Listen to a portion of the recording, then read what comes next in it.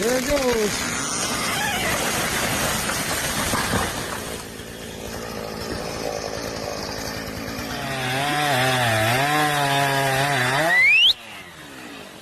Go!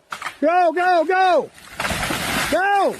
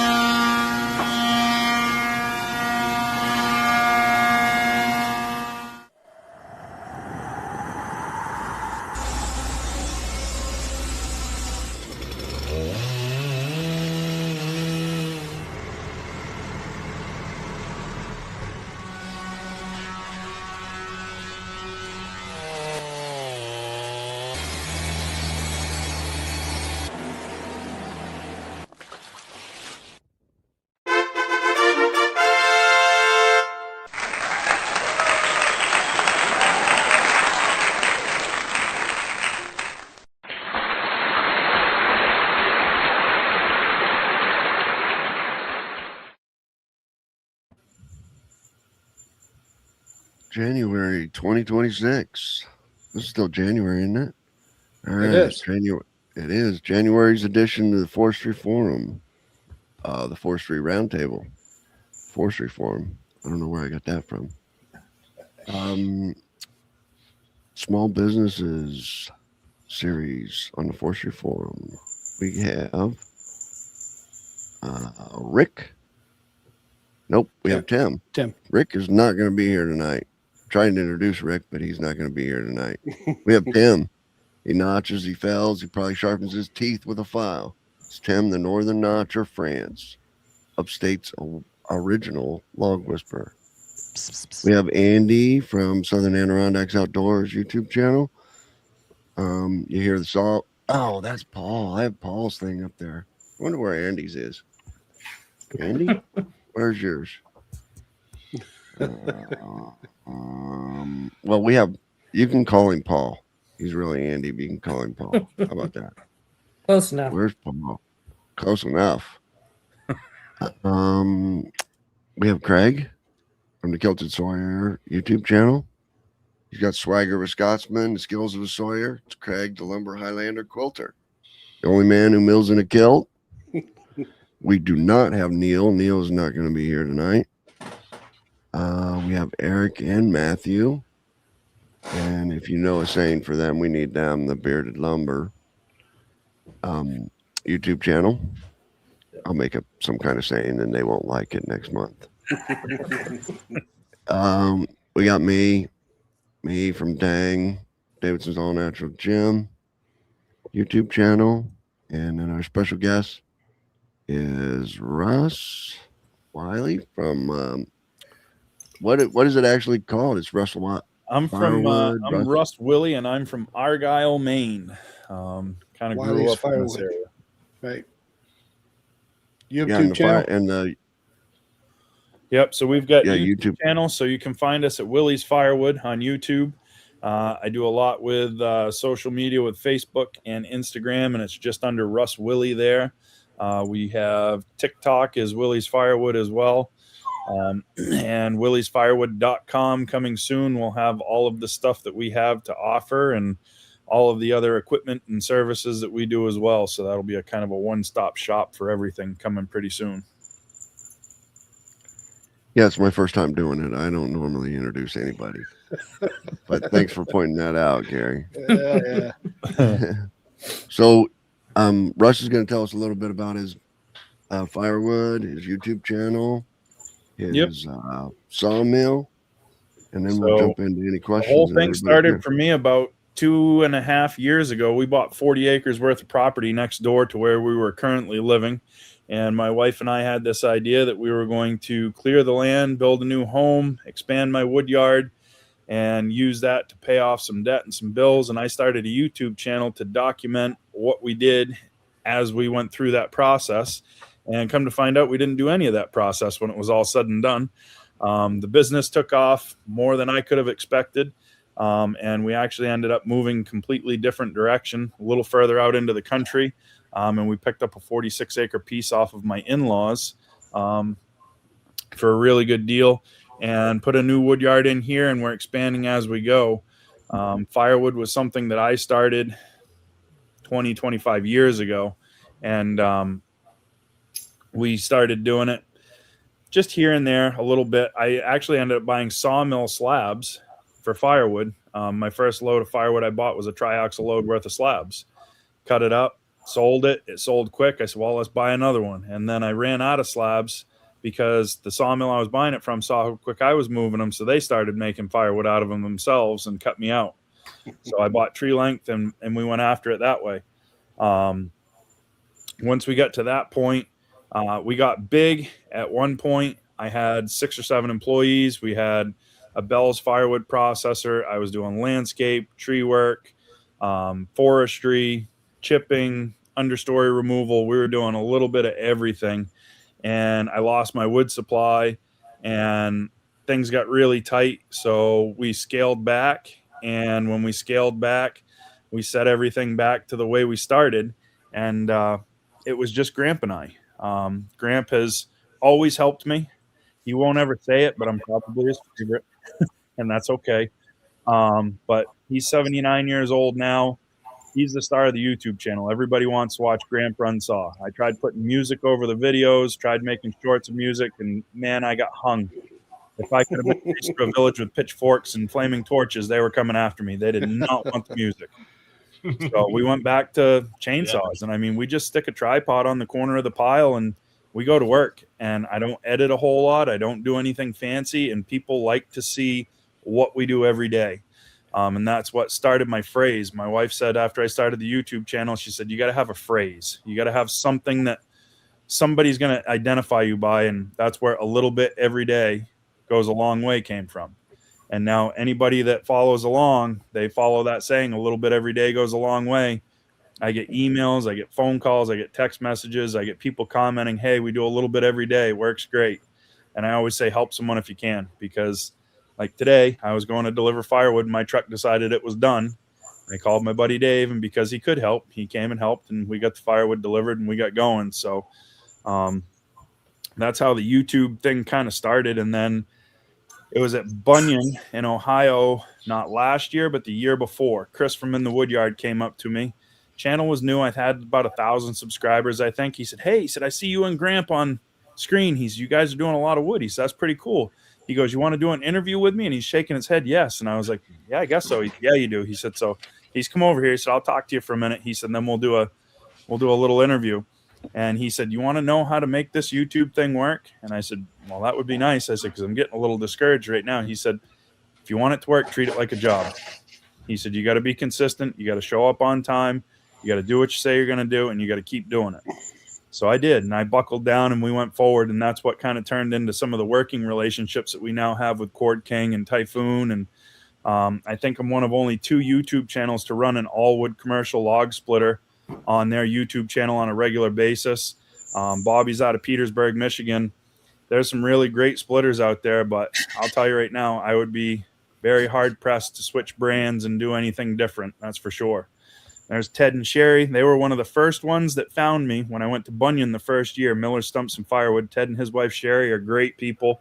It's just really good to see them. And Brian, Shotlift Family Firewood. Brian has the only firewood engine roadside firewood rack that I've ever seen. So it's pretty cool. We call it the Woodhound community with the firewood guys. We do a lot of charity events. We do the Hoosier Firewood Hysteria in Indiana. We cut and split firewood for Vietnam veterans. We did like 50 or 60 cord of firewood in 2 days in the pouring rain last year and got all their firewood done for the year. We go to Pennsylvania. We do Hope. The Hope House is a place where people with cancer can go and stay. Everything's taken care of. We did just over 100 cord in 7 hours with everybody that showed up at Hope this past year. And we're hoping to be able to do more next year. So lots of great events, lots of great people. And whenever they show up, it's just like talking to friends. I mean, everything is just, you pick up right where you left off, and it's like you talked to him yesterday. So that's the brief how we got to where we are now. So you own over 80 acres or about 80 acres? We've got 87.5 acres between both pieces of property that we own right now. Yep. And I have access to another close to 200 acres worth of forest land through firewood customers that we've had for years, where I trade stumpage for firewood. So we can go in and we can cut in exchange. So Cold Spring Farms, that's Ryan Willey. He used to be the Typhoon Territory Manager, one of my good friends down in Virginia. He logs low impact style with a farm tractor and a forwarding trailer and a Typhoon forestry winch. Walnut down there pays much better than anything pays up here, that's for sure. When he tells me what he gets for walnut, I get a little jealous because there isn't anything I'll cut in Maine that's going to beat that. Yeah, absolutely. You going to the Hoosier event this year again? This year we will be going to the Bear Paw Boy Scout event up in Wisconsin. I had committed to that last year. Logger Jason has a YouTube channel, and they do a bunch of firewood for a Boy Scout troop that makes maple syrup that they sell all over the area. So we're going to go up and do all of that. Not enough firewood. That's Robert Daigle. So Robert Daigle makes restaurant wood for me, and has become a really good friend. We're doing good, Robert. The Tundra is a little sick right now. I'll tell you about that tomorrow. But other than that, we're doing good. So is firewood all you do, Russ? No, we do. So the whole idea with the sawmill was I was looking at all the firewood that came in, and I was seeing all these logs because we buy from small suppliers, so they don't necessarily have a full load of saw logs or enough of a load to send to the mill. So it gets mixed in with firewood. And we kept cutting it up. And I mean, we were cutting beautiful stuff up for firewood. And I'm like, man, if we had a sawmill, that would be fantastic. And I finally had a chance to get a sawmill. And the first thing I cut on my sawmill was ambrosia maple, or beetle kill maple.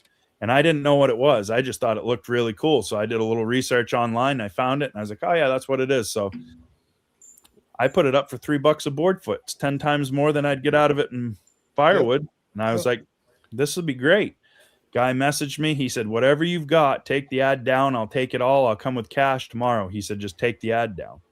And I was like, oh, I messed up. So I got looking online and I looked at what it sold for, and I see guys selling it for $7 to $10 a board foot. And I'm like, oh, man. Yeah. I'm like, I left a little on the tip, but I was still happy. It was 10 times more than I would have got out of it in firewood. Absolutely. So, you know, I wasn't complaining and he was happy, but it's, you know, it's just one of those deals where for years we Grandpa's cut up bird's eye maple in the firewood pile, and we didn't know it was bird's eye until we started splitting it. And I'm looking and the logs are already gone, and I'm just like, oh.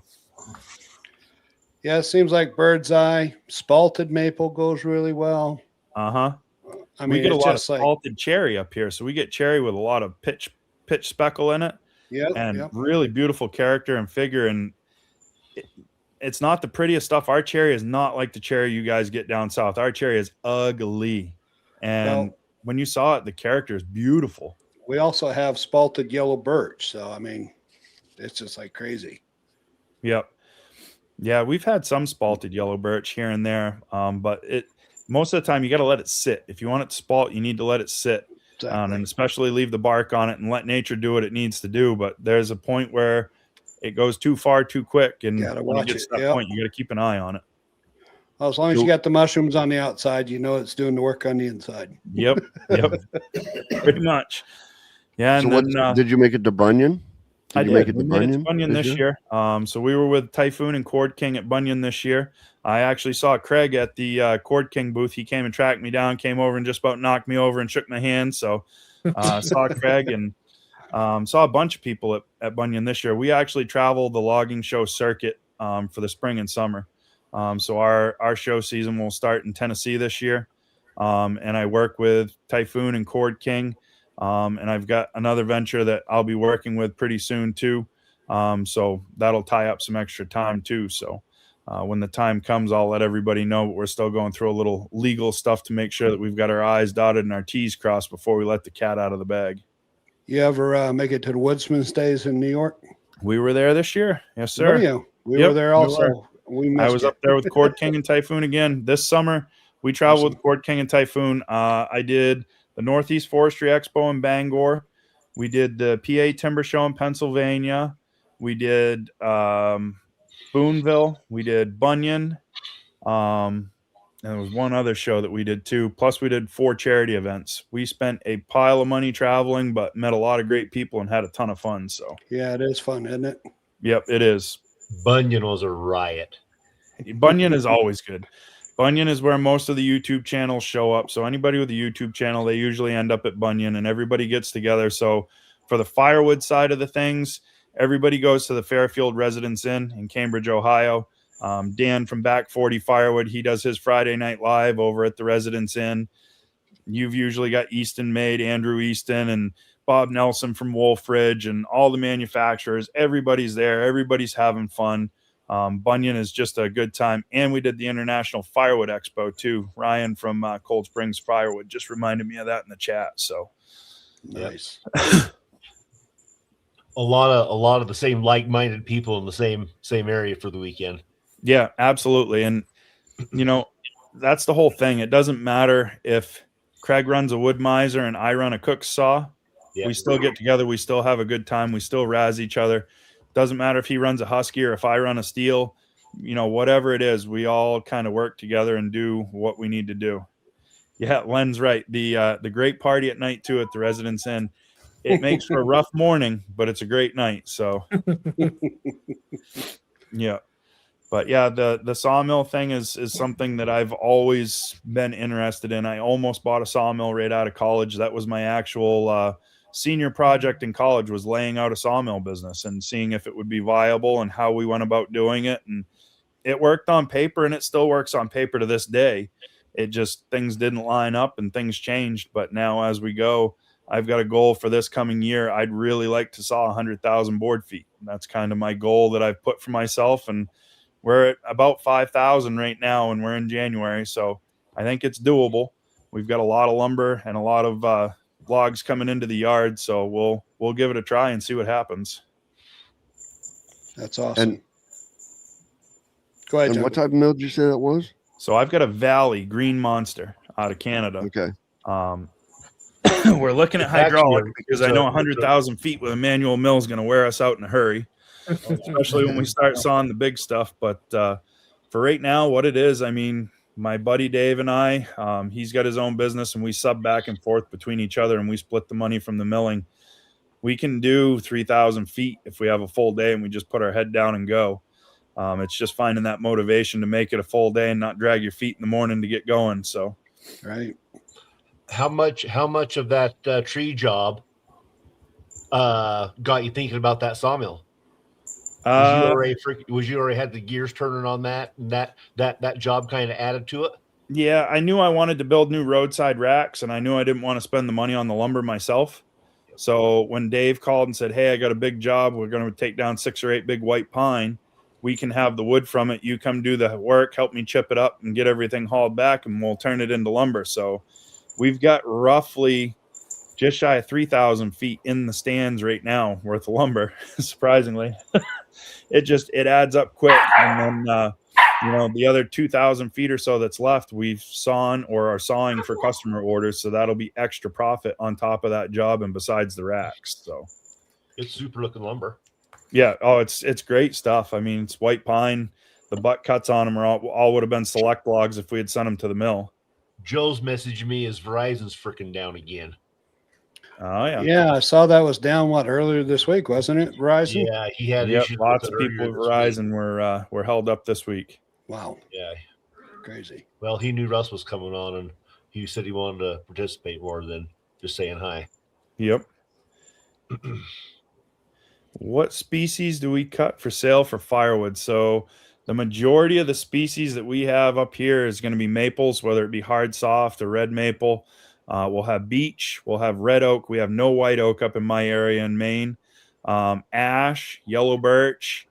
Once in a great while, you'll get a little elm and a little cherry. But if you had to take a general consensus, it's maples, yellow birch, and beech is the most predominant species up where we are. So do you sell that? Can I buy a hard cord of maple, hard maple? Yeah, we've got customers that want it picked picked a side, and so we do restaurant customers. That was one thing I wanted to do. I said, I got tired of fighting with all these guys that want to do bulk firewood and they want to get a processor, crank it out as fast as they can. However it comes off the machine, this is what you get. We split all of ours by hand with a splitter. So if you want it split small, we can split it small. If you want it split big, we can split it big. And we started catering to our customers. And what that turned into was we went to go out to eat one night, my wife and I. She wanted to go to a local restaurant. And it's not my favorite restaurant, but they got wood-fired pizza. So I said, that's all right. I said, I'll grab a pizza and a beer. I said, it'll be great. We went down. There was no fire in the oven. And I was like, well, what's going on? They said, well, our wood's too wet. We can't get it to burn. It was the middle of the winter, so it was cold and icy. I had barbecue samples in the back of the truck for a new barbecue restaurant that was opening up. I brought those in, a couple of my fire starters. I said, here. I said, fire the oven up. Let's go. So they fired the oven up. I got my pizza. And the next morning at 6 a.m, the owner of the restaurant called and he said, hey, how quick can we get 2 cord and what's the cost? That's what I call for two of us.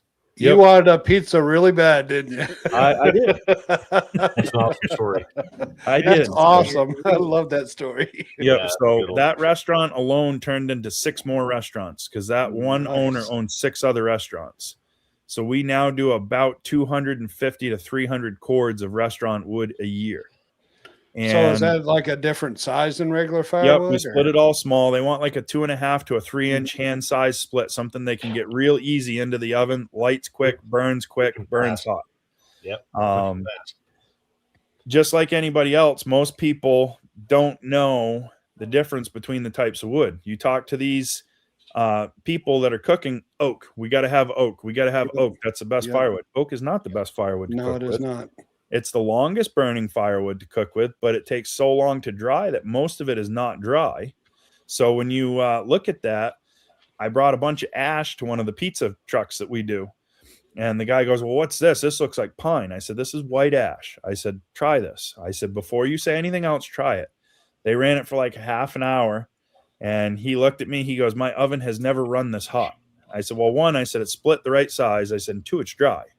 I said, so, we'll do what we need to do and we'll go from there. And he goes, I don't want anything else from now on. I want just ash. I said, no. I said, wait. I said, this isn't a one size fits all. I said, there's other wood that will work. I said, but the biggest thing is getting the right size split so that you're not waiting for that wood to catch in the oven. And we've gotten everybody acclimated. Every restaurant that we went to when we first dropped off wood, they all said, no, this isn't right. This is too small. This is too small. And I said, try it. I said, once you try it, you let me know. They don't burn any more wood. We still service every 7 to 10 business days, just like they always did. And then they're getting a much better service. So when they're running a dinner service and they're really busy, that oven's staying hot. They're getting orders out faster. They can put more food through that restaurant, which is more revenue for them. So then when I tell them I got to go up on price a little bit, they don't feel so bad about it because they're making more money in the same amount of time anyway. Right. So it's, you got to use your customers right. That's the biggest thing is educating your customers. A lot of times the firewood guy just drops wood off and says, here's your firewood. Well, that's not customer service. Are you having any problem getting ash? I mean, like, oh yeah, I have problem getting everything. I'm kind of one of those, the best way to chew an elephant's one bite at a time. I'll worry about the problem as we go. So when I took those restaurants over, I needed 150 cords of dry wood like right now, and I had none. So I started scouring Facebook Marketplace. I bought any dry wood that I could find that was what I wanted. And I went and did everything that we needed to do. And we turned it into a product that we could make more money out of. And we resold somebody else's product because if they can't buy it from them and they're getting it from me, they don't know any different anyway. Right. That's funny. So it's been a ride. It's been a real ride. So we're in the process of building a firewood kiln so that we can kiln dry firewood to try and keep up with demand. And that's just, we're going to make that out of a 20-foot shipping container. We're going to use an outdoor wood boiler.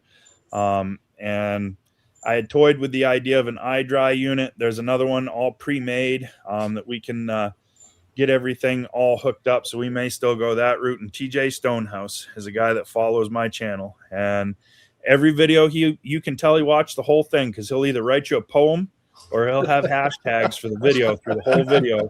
And exactly is because of Kevin. Little Kevin that helps me. He doesn't say exactly. He says exactly. So that's been turned into a hashtag. We've got a shirt that says it and everything. Oh, that's cool. Yeah. Now let me ask you this: do you find your residential customers, they wait until the weatherman forecasts snow and they call you up? They're out. I need firewood now. They wait until it's snowing already, like today, and they call me and they say, "We're out of firewood. We need wood right now." And my first response now, I've done this long enough, and I have a little compassion to a point. My first response is, "You did not find out today that you were out of firewood. You knew 2 weeks ago that you were getting low on firewood. You knew a month ago you were getting low on firewood. Don't wait until it's snowing and 10 below zero and the wind's blowing to call me and tell me you need firewood." But no, we try to work with people. So our roadside racks, we sell 75 to 100 cords of firewood out of our roadside racks a year. Wow. Wow, because I was going to say, I saw that. $5 amounts to $100 amounts where people can come cash and carry whatever they want. And I found the same older people showing up when we first built the racks, and I thought maybe it was an income thing. And I said, if you guys are on a fixed income and you need us to just deliver you a cord of wood so you can get your wood taken care of, bunch of them, no. It gives us something to do. It gets us out of the house. Wow. So they'll come buy $40 or $50 of wood a week, and it gives them a chance to get out of the house, get a little exercise, and they don't have to put a whole cord of wood away at a time. And it's the same price either way. So, it kind of evolved and started that way. And then in the summertime, we get a lot of tourists that come to Maine because Maine's one of those states that's like a big park and everybody wants to come visit. Those people, it's amazing. I'll put firewood in bags, and a $5 bag has half the amount of firewood that one of our loose $5 bins does. They'll grab the bag every single time because it's easier. No kidding. They'll just grab it and go. I got a buddy down the street that runs a little firewood business. And I kid him. I tell him he's selling gourmet firewood because he wants it has no bark. It's beautiful little 3x3 or 3x4 squares. Yep. No rot, no disease. He's selling high-end firewood. And he was here a week or so ago. I asked him, I said, "You sold any firewood?" He sold 30 bins. He stopped by yesterday. He said, "Man, I sold out." But we had our first cold snap. So I get a lot of people on the YouTube channel, they'll ask about starting a business, and I'll help anybody. I don't care if you're right next door or if you're 100 miles down the road. And I had a guy local here. I helped him start a firewood business. And towards the end of it, he kind of looked at me funny. He said, "Why are you helping me?" I said, "I tell you what," I said, "if you're still in business in 5 years, I'll buy you lunch." And he looked at me funny. He said, "What's that supposed to mean?" I said, "Well, I've been doing this for a lot of years." I said, "And I haven't had to buy any lunches yet." Yeah. I said, "So you do what you need to do." I said, "But firewoods work every day." And that's what a lot of people don't understand. They think it's going to get easier. It doesn't get any easier. It's the same amount of work tomorrow as it was today. And, it takes a long time to get used to that kind of work. I mean, sawmilling is a completely different type of work. That manual mill, to push that mill for a day versus running firewood, I couldn't figure out what was wrong with me the first time I ran the mill for a whole day straight ahead. I got up the next day and I'm like, what is going on? I couldn't hardly walk. And then I was like, it was a stupid sawmill. I was like, I can't believe that. Yep. So those roadside bins you have, are they all the same size or different sizes? Or we've got amounts from $5 all the way to $100, and it figures out to $300 a cord, cash and carry. Whether you grabbed $65 bins or you grabbed $300 bins, you're going to get the same amount of wood. So you got coverings over them or no? Yep. Yeah. So I put pictures on my Facebook. We started assembling them and putting the roof over them. We built some new roadside racks. The old ones I just made out of 2x4s, and they were out by the road for 7 years and lasted. But the new ones we put on 8x8 pine skids, built everything out of true sawn 2x4. True sawn 1-inch boards. We'll let everything thaw out and dry out a little in the spring, and then I'll stain everything. And once it's stained, I mean, those things are going to last longer than I want them to be there. So it was definitely a labor of love. It was a lot more work than we were planning on, but we built them a lot bigger than we were planning on too. They'll hold just over 3 full cords when they're completely filled. So did you build them where you put them, or did you have to move them? No, we built them modular, picked them up with the bucket loader, put them in the dump trailer. They were in 2 halves. So when we got them there, I said, well, I'll be able to pick them up with my tractor. I got a 30-horse tractor, And yeah, no, that wasn't happening. So we had to bring my my buddy Dave's bucket loader over and pick them back off the trailer and get them put into place. They're heavy. There's roughly 3,000 board feet worth of lumber in them, so they're not light by any means. Do you kind of have them on skids? Yeah, on 8x8 skids. Yeah. Yep. That's the way to go. Yep. They're nice looking. Yeah, they are. Pine's pretty anyway when it's fresh sawn if you got nice stuff. I mean, there's not, some of that stuff should have been select trim boards, but we turned it into boarding boards or beams even. It, you know, we got paid to take the trees down for the tree job, and I had the mill, so it's whatever. We're just going to run what comes off the mill, and we're going to make something with it. Yeah. So that's a win-win for you then. Yeah. And now we've got about 2,000 feet worth of lumber that we can sell left over from the job. So that'll be another couple $1,000 for us that we can split and put towards going through. Tried some different blades this time around that we hadn't run before. Joe Main got me some 7 degree and 10 degree bimetal turbo blades, and we ran those. The double hard blades, those were great. We ran the 10 degree. Those were really nice, as long as you didn't find any metal hardware in the tree. We found some of that. So metal detector will be next on the list, that's for sure. Which we kind of figured there would be with yard trees anyway. But sometimes you get lucky. Yeah, we didn't get very lucky. I think Eric and Matthew have a lot. Buckets and buckets full, you guys? Yes, we got a bucket. We're waiting to make a table. Yeah. Hang on. Oh, that would be neat. Here's the latest one that we got. Can you guys see that? Yeah, I saw that on your video. Yeah, I saw that. Yeah. Guess who put all these nails in here?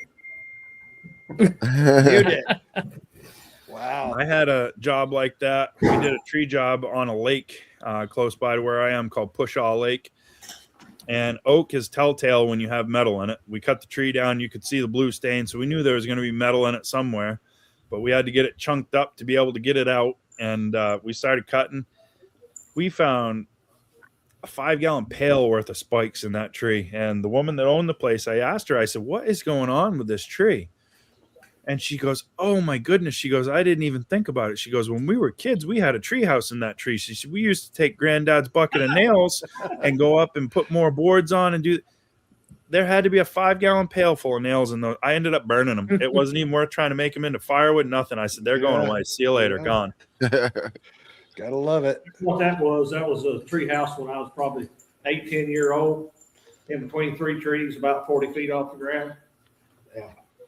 Yep. I'm a sawyer, and I complain when I hit nails. I guess karma's real. So Len wants to know, in a typical day, how many hours do you work and 7 days a week? So that changes seasonally. My wife likes it if I take Sunday off for family day, and my grandmother will hang me if I work for money on a Sunday. So if I'm working on a Sunday, it's for my own project or something that I'm doing, not for money. But we usually work 6 days a week. My day gets split up a little different. Gramps an early bird, and Gramp will saw every single day that there's firewood logs in the yard to saw. He's my alarm clock. So if you watch my YouTube channel at daylight, 15 minutes till daylight, he's firing the saw up and he's going to work. He'll saw until 8:30, 9 o'clock in the morning. He'll pack his saws back up. He goes home for the day. I come inside. I'll answer my emails. I'll do my machine quotes, whatever else I need to do for paperwork. Kevin works overnights at a university as a janitor. So he's usually up 10:30, 11 o'clock in the morning. So by then he comes over. We start and split and deliver whatever we need to deliver for that day if we're doing firewood. And he goes home, and then I come inside and I make my videos, do my reels, everything else I need to do, because social media turns into its own full-time job and creates its own monster of a headache that a lot of people don't realize. They watch it and they appreciate and they like to follow along, but they don't realize the time that goes into that social media aspect of everything. For sure. Every day. You got to be consistent at it. So, I mean, in the course of a week, actual working hours is probably less than 40, but if you figure in all the social media and paperwork time and everything else, probably 70 hours 80. plus. Yep. And that's part of being self-employed. You've got to do everything else that somebody else would normally do if you're working for a company. And anybody that's self-employed knows that there's so much more than just going and doing the job. Correct.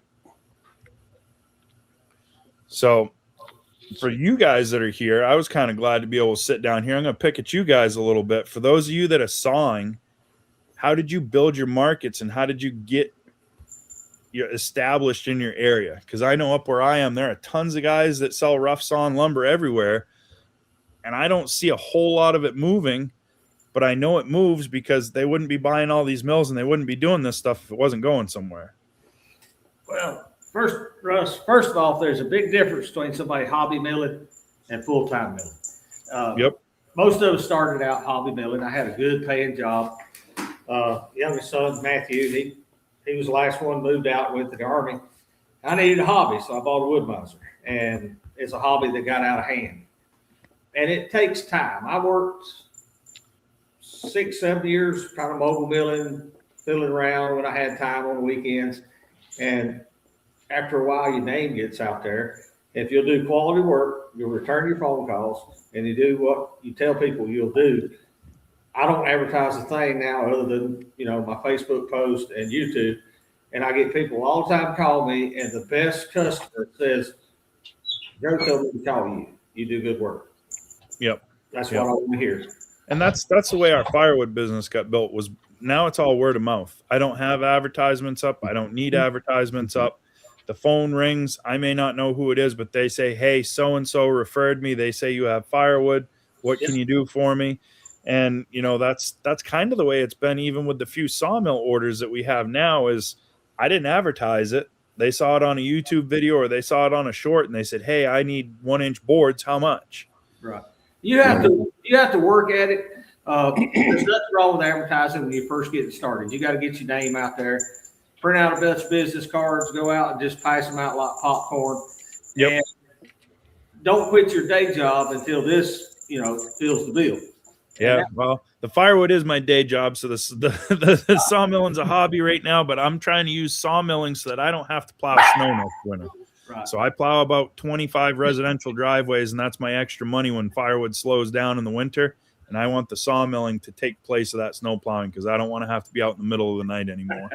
Well, I'll tell you, in our area, and it's probably true in all these guys' area, you got to feel a need and feel it good that somebody else is not doing. Yep.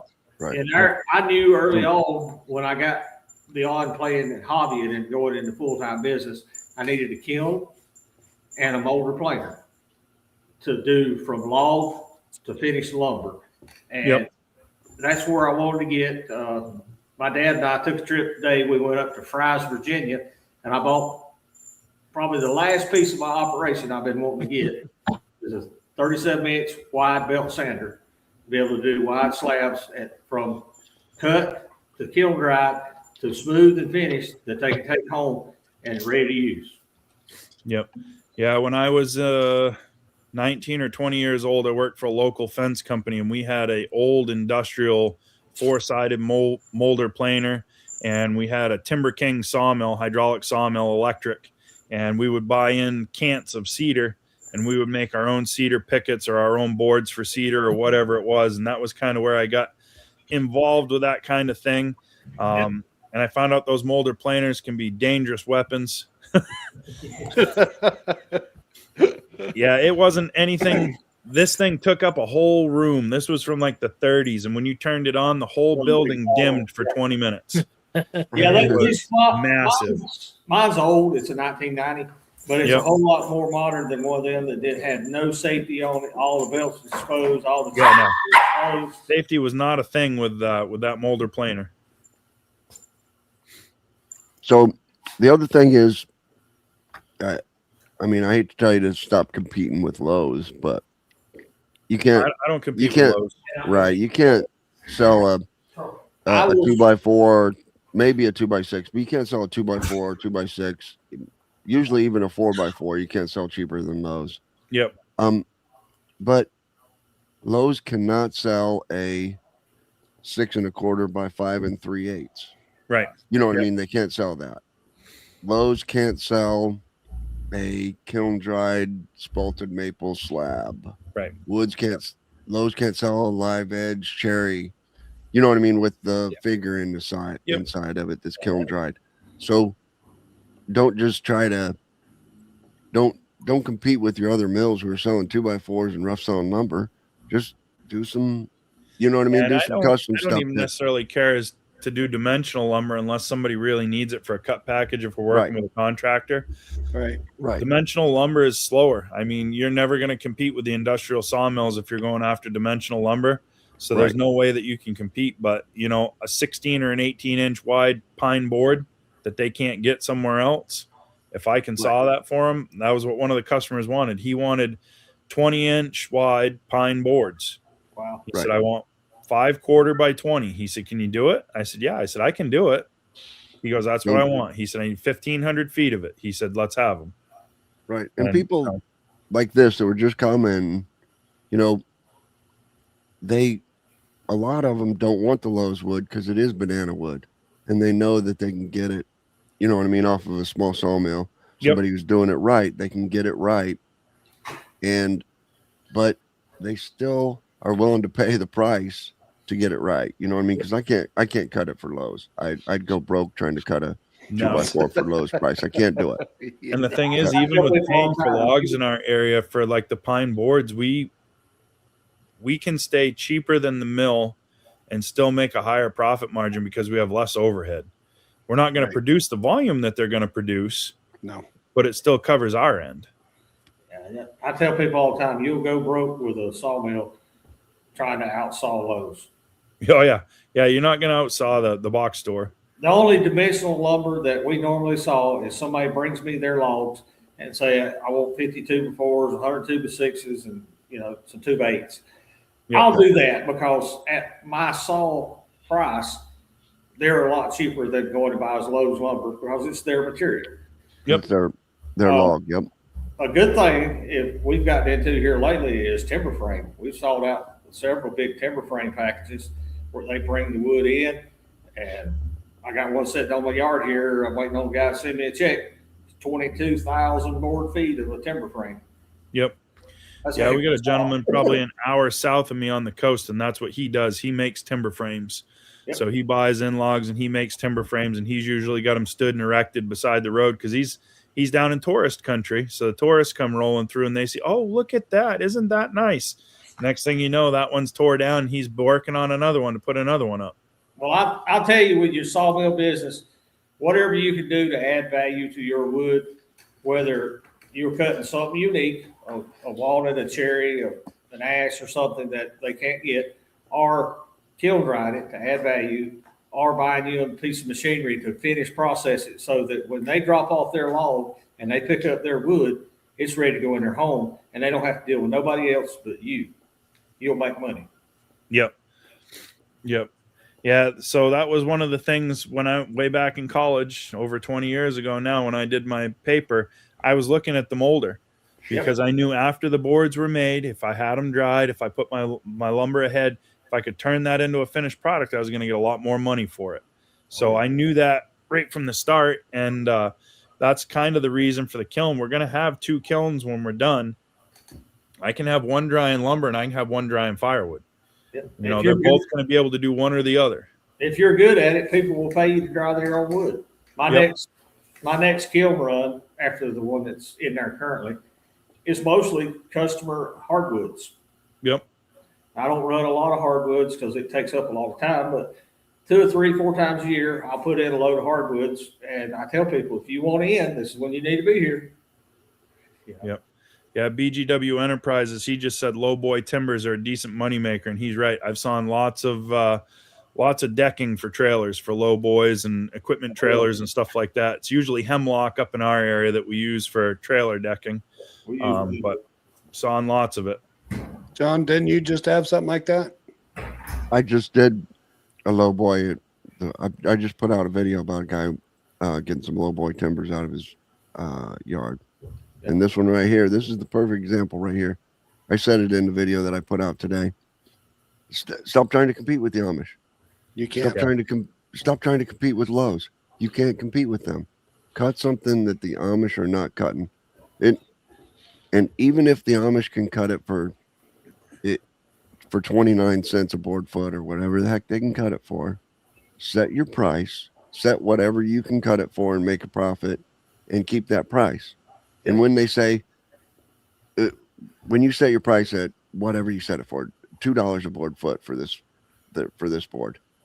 And they said, well, I can go to the Amish right down there and get it for 29 cents a board foot. Say, okay, see ya. Go get it there. You know, you cannot, the Amish has 17 people that all they have to do is feed them and they work for free, you know, and you can't do that. Listen, if I'm going to work for free, I got a CDL in my pocket. I'll be back on the road tomorrow making a bucket. I got one of those too. And not have to deal with it. Yeah. Yep. Right. I'm not working for free. Yeah, we have Amish all around us, and you guys know that. So we just got our niche doing something else that the Amish will not do. You know, we just do the custom hardwood slabs. The firewood business, like Russ is just saying. Exactly. Yep. You know what I mean? Yeah, I didn't want to compete with all the bulk guys doing processor wood, so we went to the restaurants. And I knew the restaurants were getting wood that wasn't decent, so I said, here, I can give you something better. And, you know, when we started giving them a product that worked better for them, you know, that one restaurant turned into 6, and that 6 restaurants has turned into 2 barbecue restaurants besides. And now the people that own the 6 restaurants, they've got 27 Airbnb properties that they rent out in the summer. We go there and we're going to be stocking their firewood racks for them. And the guy said, I want you to assume that the rack is empty, whether you put 3 sticks in it or you put 300 sticks in it. He said, you bill me the same for an empty rack. He said, when you go to fill them, he said, fill them. Wow. So, okay. And it's things like that, you know, the high dollar, the high volume wood processor is not going to give somebody just cherry, just maple, just, you know what I mean? But it's more work all the way around. So when you look at a processor, so like Cord King, I work with Cord King, for example, they have a machine called a repeater, and basically it's a box wedge. If you've seen a commercial splitter, they've got the square box wedges that make the perfect square splits for your bundles and your smoker wood. They've got that built into a processor now. So the typical giant chunks that come off a processor are non-existent. Now everything that comes off that processor is uniform, it's consistent, it's the same. You can set just oak on there, and you can run a cord of oak for a barbecue restaurant. You can give them a 3x3 split if that's what they want, and you can just run the wood. But when you get some of the bigger processors with the traditional star-shaped knives, if that's not centered right and the guy running it's not paying attention, or he's listening to his ear pods and he doesn't care, you're going to have kindling coming off the bottom, and you're going to have pieces that won't fit through the door of the stove coming off the top. And he's going to say, well, I don't know what happened. I was running the processor. Right. And don't your splitter, Craig, have the box wedge in it now? Or you can make it does. They offer a 3, 4, and a 5-way. I believe it comes with the 3-way. How's Mama liking her uniformly splitting wood now? She loves it. Yeah. It's amazing, you know, if you make a really nice product with firewood or lumber or any of that stuff, if you give somebody what they want, they'll pay for it. Yeah. And that's what it is. It's, you know, again, it's listening to your customers. And, you know, the guy that wanted 20-inch wide pine boards, I wasn't about to tell him that they're going to cup and they're not going to be what he wants if he doesn't really dry them and pay attention to them when they're drying. But correct. That's what you want. Have at it. We'll cut you whatever you need. Well, that's what I told my neighbor down the road. He's a good guy. He moved here from California, semi-retired, just wanting something to stay busy. And he talked to me about firewood. And I said, you can't compete with Jim Bob, a chainsaw, and a pickup truck. I said, if you're going to compete in the firewood market, you need to do something a little more streamlined. I can say I call him the gourmet firewood processor. Yep. There's lots of guys that they do just cooking wood. So there's a guy, Yadkin Valley Outdoors, Jason Phoenix. He does a lot of cooking wood, and he's got a vertical splitter, and he'll make the perfect square splits, no bark on them. Everything looks real pretty. Marlon Petrie down in Tennessee, he and his family, he uses his axis vertical splitter more than he uses his horizontal splitter now, because he's looking for that real uniform, pretty firewood. And, you know, there's something to be said for spending the time to make nice firewood, and then there's something to be said for spending too much time trying to be perfect when what you're done to do is just burn it and turn it into ashes anyway. Correct. I burn firewood in my house, and what I burn, I don't care what it looks like. I just want a uniform length and somewhere between a 3x3 to a 6x6, and in the stove it goes. Yep. I'm not selling it to anybody. It's for me. Yep, that's what we would call a general mix up here. So when somebody just wants mixed hardwood, that's what they get. They'll get anything from 3x3 to 6x6, and it's a mix, so they can fill it. But there was a comment up there from TJ Stone, said best wishes for hardworking man. So there's a YouTube channel out of Michigan, Heath and Rachel Postma. Heath actually was in the hospital last week. He had a bunch of pulmonary embolisms that were removed from his lungs. He had a bunch of blood clots removed from his thigh, and he still has some in his calf. They're not sure what caused it, but he's home. He made it, luckily. So hopefully he makes a full and speedy recovery. For anybody that has ever met Heath, he is the loudest person in any room that he gets to. And if somebody needs everybody to get somebody quieted down, he's the megaphone that will do it. So when we're at Hoosier Firewood Hysteria, a couple of guys were trying to get everybody to quiet down. He's like, "What are you doing?" And so we need everybody quiet down. He climbed up on a chair and he said, "Hey, time to be quiet now." And then the room went silent. He goes, "Now what?" Yeah. But now Heath is really good, and hopefully he gets better. I know Josh and Janice Leach, they just commented too. His wife had some pulmonary embolisms not long ago. They make all my merchandise. They make my shirts and all my stuff and my stickers for the YouTube channel and stuff. And she had blood clots in her lungs. So it's you got to pay attention. If something doesn't feel right, you don't feel good, go get it checked out, get it taken care of. We're all on borrowed time. There's only one guarantee, and we're not getting out of here alive. So you may want to make the best use of your time that you got. That's for sure. Absolutely. It only gives you one trip around. Yeah, and it can be a short one if you don't pay attention. Yeah. Now, all these guys on screen live in northern climates, and they burn a lot of firewood. We live in western North Carolina, and we could be average 30s one week and 70s the next. Yeah. I can't give away free slabs. People down here don't want to burn firewood. They've gotten lazy. I can't give away slabs up here either because people are too lazy. They don't want to deal with them. Yeah. Mm-hmm. I'm like, all you got to bring me a dump trailer and show up when I told you to be here, and I'll take 2 big grapples on Bertha out there, and you'll go home with 12,000 pounds of slabs. Yep. And all you got to do is do what, and maybe split a third of them, and you got stove wood, firewood. See, that's funny. We can't even keep them here because they come get them from us by the truckload. No, we've got a pile. Where do you live at? You live in a cold climate. Yep. People around here, they live in the heat pump climate. Yep. And I'll be honest with you, if we had natural gas here, I might not burn firewood. If I could heat my house for $30 a month, I might not fool with it. There's another North Carolina boy right there, Yadkin Valley Outdoors, Jason Phoenix. He's the one that does the cooking wood, and he's got a tree service, so he's in North Carolina. Yeah, but yeah, I don't know, the slabs. We were looking at it, and Dave and I, when we cut off this tree job, we just pushed it into a burn pile because he had a burn pile already, and we were looking at him, and I said, it's kind of a waste to do that. I said, camping season's coming up. I said, and even if we got $100 a cord out of them, if we just cut them to 16-inch length, it's $100 more than we had if we don't burn them. Well, that's what I was going to ask, is that you couldn't take your slabs and make a lower quality firewood, because you're going to get a little more bark with slabs than you get with a round log, and put it out there and sell it to people on a budget. Yeah, you burn a little bark, but it turns to ash and makes good heat real quick. Yep. So that's what we're going to do. So the softwood slabs we're going to use for camp wood.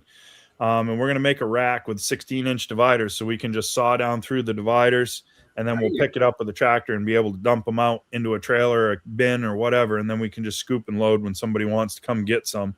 I don't want to fuss with them any more than I have to, but I want it to still be uniform. That's one thing, Gramp, he's always got a 16-inch stick. And when I was a kid cutting firewood, if you didn't have that stick, he'd wrap you in the knuckles with it and say, "Here, you want this?" Yeah, I'll take that. So, Russ, do you also make fire starters or no? I do. We make fire starters and ship them all over the country, actually. We take our sawdust from our firewood production, and I've got screens, and we dry it on the screens next to the wood stove in the wintertime.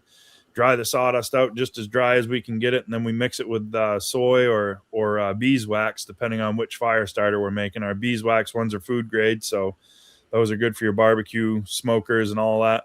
They say soy is, but I don't think soy is a food, so I don't put that in the food grade stuff. That's just the regular.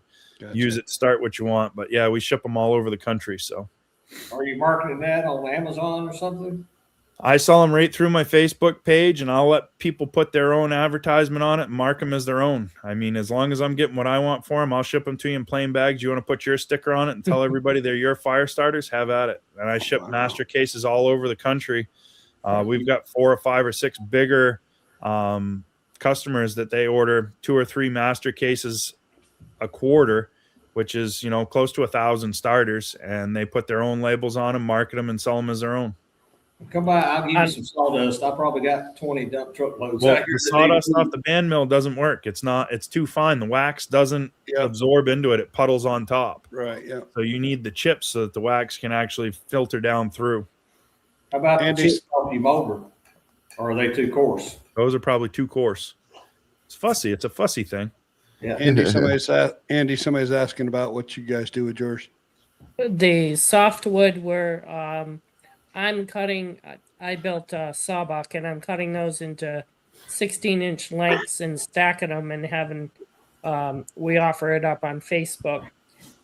Usually we have way more than we can deal with right now. So the softwood we're cutting up.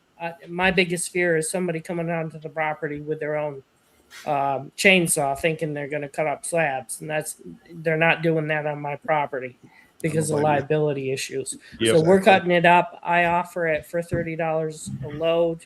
I don't care what size their vehicle is. $30, come and get it. And what I've been doing with people is, if somebody actually shows up, I tell them, give me $30 and you can come all season, all summer long, and reload anytime you want for free, because we got to get rid of it. The hardwood, we separate. I cut it, and then we stack it. And every once in a while, I'll give a load away, but we've got it for ourselves or whatever we want to do. And you guys are too cheap. We are. I wonder if that's Rick right there, John. Hello, gentlemen. It's got to be. I did not type that in there. We're cheap because we're hobbyists, not in business. Correct. Yep. My pine slabs I'll sell. I'll sell a white pine slab load, pickup load for $25 if I don't have to cut it. Yeah, if I don't have to cut it, rid of around here is for making molasses. But my the maple and the cherry, maybe a little bit of pine slabs, that's going in my campfire wood. I'm selling that for $600 a cord. And then my oak, I'm not selling, I'm burning. So $600 a cord. $600 a cord. Yep. We got guys around here maple and a pickup truck load delivered, stacked for $75. I'm like, I ain't touched it. Yeah. That's more than I get from my restaurant wood. My restaurant wood, my expensive wood up here. So you got yourself a market right there. You keep that one quiet. You don't tell anybody. I sell it just out of a rack. I was watching you build your rack. I sell it just out of a rack like yours. Only my prices equates to $600 a cord. Wow. I sell it in everywhere from $8 to $30 at a time. I guess I got to start building another rack then. We got to have a second one. Something different, see how it works. You did quit cutting lumber, just start cutting firewood there, buddy. Right, yeah. Wow. But in my oak, if I ever get any extra oak, and I don't split it, I just sell the slabs, and I sell them for $400 a cord for oak. And but you know what I mean? It's a totally different, place. It's a totally different. My white pine, I'm not selling a white pine board for less than $2 a board foot, straight off the mill, green. There's no way I'm doing it any less than that. And wow, it's we're lucky just if we get 75 cents a board foot. Yeah, that's anything. I couldn't do it. 1x8, 1x10, we're 75. 1x12 or $1. Anything over 12, it's $1.25 Right. or higher, depending on what it is. But yeah, Well, we got I tell people on my YouTube channel all the time, don't worry about what somebody else gets. correct. You're in the markets you're in, and you got to get what you get there. yep, Around here, white oak and red oak grow like weeds. They're not worth near as much as it would be to you guys in the north to have a harder time getting a 36-inch white oak 100-foot tall. right. White oak's outrageous up here. Yeah. You know, but We have no white oak up here in Maine, none. But the reason you're red oak, I couldn't drive to North Carolina, get a semi load of red oak, pay for it, truck it up here, and sell it at my price and make a profit. You know what I mean? You can't do that. That's why it's down there, and all you can do is sell it down there. That's all you can do. I tell people all the time, the market you live in, find 3 or 4 or 5 species that you can buy every day from a local supplier, the tree guys, your graders, whatever, and focus your business on what you can get locally.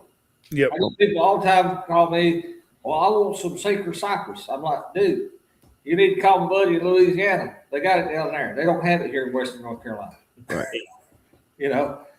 I can only sell what I can get locally, readily available. And that's all I can do. Yeah, see, I can't even get a hard maple. Hard maple is a yard tree down here, around here. All ours is soft red maple. Cooking wood, $1,200 a cord. Yeah, that's what my bundle would. So if you look at like the 3/4 cubic foot bundles that you see at gas stations and stuff like that, that's what my bundles figure out to is about $1,200 a cord, which sounds great. But there's so much more work in wrapping and handling those bundles and delivering those bundles. At the end of the day, my best money maker is my restaurant wood, because I'm only handling it but the one time and you're done. And it's a consistent business that you can plan on. You may have 1 week they wipe your racks right out and then you sell nothing for 3. Yeah. Right. Yep. Now, if you live close to a national park, they've changed those rules a few years ago. You can't pull wood into a national park that's not kiln dried. And if you take wood into a park to burn, it has to be a processed kiln dried wood bought from somebody like you. So Boxcar 75 says, on the roadside stands, do you have any problems with theft or people not paying? In the 7 years that I've done it, I've had 3 people steal.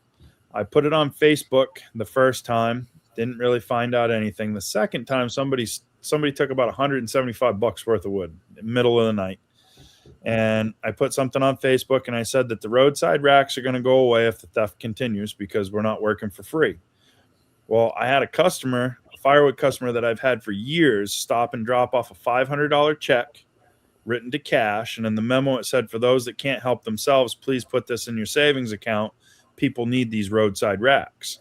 I called her and I told her, I said, I don't want the check. She said, I didn't ask if you wanted the check. She said, I told you to put it in your savings and take it. So I did. And we've not had but many issues since. I've had IOUs put in the box. I've had people leave their license in the box because they forgot a wallet or something like that. And they said, well, I'll be back. Or I showed up one day and there was half of a $50 bin gone. And I'm like, the heck's going on here? I opened the box and I looked, and the lady says, I had a Subaru. I thought I could fit it all. I can't. I'll be back. Please don't kill it. That's super. So she came back with her Subaru and got the other half of the $50 bin, and she was gone. But we've got really good people around, and I've been here my whole life, and people know how I feel about stealing. And if you like your fingers and you like your hands, you probably shouldn't touch it if it's not yours. Mm-hmm. So that's worked out pretty good. But yeah, not too much issue with theft. I've heard of some people getting really wiped out in areas, but we don't play that game where I am. So question up here, does any of you guys use like PayPal, point of sale, the little credit card readers or stuff for customers to pay? I keep a square. I keep a square reader for the customers that go pay with a credit card. So because I live right near a university town, I get all the frat boys and frat girls yo, bro, do you take Cash App? What about Venmo, dude? Do you Correct. take Venmo? So I have it now, and I've got it, and we have the Cash App and the Venmo on the stand so that they can pay. Because in the spring, when they're having their frat parties and stuff, they'll come up and wipe out my roadside racks and buy it all. And you know what? If you want it, you can have it. Go for it. You know, but bonfires, right? yeah. Something to drink beer around, be foolish. I mean, we were all that age at one point. Yeah. I haven't had any problem. I've had people ask for cash or Venmo, and I'm like, no, but I will take a credit card. And most everybody nowadays has a credit debit card. So I'll tell you that Blake Fishing 207, his dad has a TikTok channel, and Blake started a small YouTube channel. He bass fishes, and his older brother, likes anything with a diesel engine. So he started his own YouTube channel, and they follow along with all my stuff. And I think it's great to encourage anybody young to do any of this stuff, because if we don't have the young guys getting any, inkling of what's going on here, if we keep all this in knowledge to ourselves, it's not going to work. So when you come to the logging shows, if you see me, look around for the kids, because I've usually got the kids with me, and we're running equipment, because they've got to figure out how this stuff works. They've got to get their hands on it. They've got to see what's moving, how it goes. And then once the parents see that this kid can run a piece of machinery and he's producing a valuable product, then they come over and they say, hey, what's he doing over there? And they start looking, and all of a sudden we're talking about a firewood processor for the family, or we're talking about a logging winch for the tractor. It's getting the younger people involved. Well, I tell people that's the secret to YouTube. Do something you enjoy, something you're passionate about, and teach. Most all the videos we do, I don't just film us sawing, because I consider that to be boring. If we're sawing, we're sawing something that I can teach something, either the style, the technique, the species, something. Yep. If it animates me, then I can hopefully get that across on the screen and give somebody some helpful advice. See, Robert's picking. He says, I got the equipment to do away with fingers. I'm missing half a tooth. And it wasn't because you put your hand in the wrong spot. It was an actual freak accident. I put a block of wood in the log splitter, and it had ice on both ends of it. When it came under pressure, it slapped up out of the splitter at my face. So I put my hand up to block my face, and it slapped my hand off the wedge. Pinky gone. I feel your pain. I miss one too. So there's one in every group. It's just a smaller target. I never smash that pinky anymore. I haven't hit it. We still take that Southern cash. I know there's some different currency in different places, and I'm okay with barter and trade system, and I like some of that different currency. I had a Firewood customer, Evan. He was a good old boy. He's passed away now, but I always got choke cherry brandy as part of my payment for Firewood from Evan. And boy, I miss that stuff. I haven't had any for a long time, and I always look forward to his phone call in the fall. And there's people that we trade beef and pork, and we trade services, whatever it may be. That's what's missing in the United States, as far as I'm concerned, is the small businesses like the 6 guys sitting here right now. They all have a small business. They have a service that they can provide to the local community. And if everybody in that community did the same thing, and you swapped and traded back and forth, we're a whole lot richer than we really think we are. Well, if this country keeps going the way it is, it may be back to the barter system. I think it's coming sooner than later. I'm just hoping that there's still enough of us around that have taken the time to teach our kids how to take care of themselves, that they'll be able to do it. Because if you look around at the world right now, it's not a friendly place. I'm glad that I can take care of myself, and I'm glad I was raised by a God-fearing man that taught me how to take care of myself, because the world is not fun. Yeah, we've raised a couple generations that didn't have that put into them. Yes, sir. 100%. I spent 8 hours with my dad today in a pickup truck driving to Virginia and back, talking the whole time. And we covered a lot of that we've raised 2 or 3 generations that were raised differently than we were raised, with high expectations and high standards. And we were allowed to go and do some things kids nowadays can't even dream about doing. Sorry, Eric. We knew what would happen if we didn't do what we told them we'd do and be back when we told them we'd be back. Yep. Yeah, I mean, I think about it. When I was a kid, we didn't have cell phones or anything like that. We left in the morning and we were told to be back before supper. My parents didn't know where we were, and now I got a 10-year-old that if I haven't heard from him in a couple hours or he hasn't messaged me from his tablet or whatever, I don't know where he is. I'm like, I wonder if he's okay. But I don't know how my mama did it. You know, Go back in the day at 10 o'clock at night on the news, they would say, do you know where your kids do you are? know where children are? Yep. Yep. Street lights come on. We had to come home. 8 o'clock in the morning, and we might not come home till dark, but we better be home before dark. That was just in case your parents forgot that they had children. Correct. You know, sometimes they wanted to forget they had children. Yeah, I got kids. Damn. All right, Craig, you go first. What's a good starter mill for a hobbyist? LT15. LT15. Easy. I don't know. My mill is a big hobby mill. It's the biggest hobby mill that Valley makes, but the Green Monster is under 20 grand. It's kind of in the LT15 category. So yeah. I'm partial because I've used it. I haven't used an LT15, so I'm going to go with the Green Monster. So what's the first thing you got to know is what age are you? You know, are you a young guy and you want to push it manual? You know, I don't want to push it manual even at my age, but I'm going to do it because that's what I got. Go with the LT15. Right. You know, you don't want to, as soon as you decide you're too old or you don't want to do it manually, you got to go with the lowest. The lowest one is the LT35 hydraulics. Yep. That's the lowest hydraulic mill. I would say if you're going to be a starter on a mill, get what you want, because don't settle for too small or too big. Get what you want to start with. You know, don't let money be a decision for you, because you won't be happy if you get too small of a mill. You will not be happy if you get too big of a mill and don't like it. You know, still lots of variables with the hobbyist. Right. So my suggestion would be to buy what you want to begin with. Yeah, buy what you can afford if it's a hobby. Well, as a hobbyist, we bought the LT15. We've been really happy with it. The things that would have done different in our circumstances, we have the 19 horse, probably would have gone with the 25. And at times, there's times we wish we had gone with the LT15 wide. I guess I didn't say that. We have an LT15. And the wide at certain times would definitely have been nice. I started with an LT35, and I don't regret it. I had money to pay for it. When I wrote off the lot over there, it belonged to me, and that made making a profit with it a lot easier.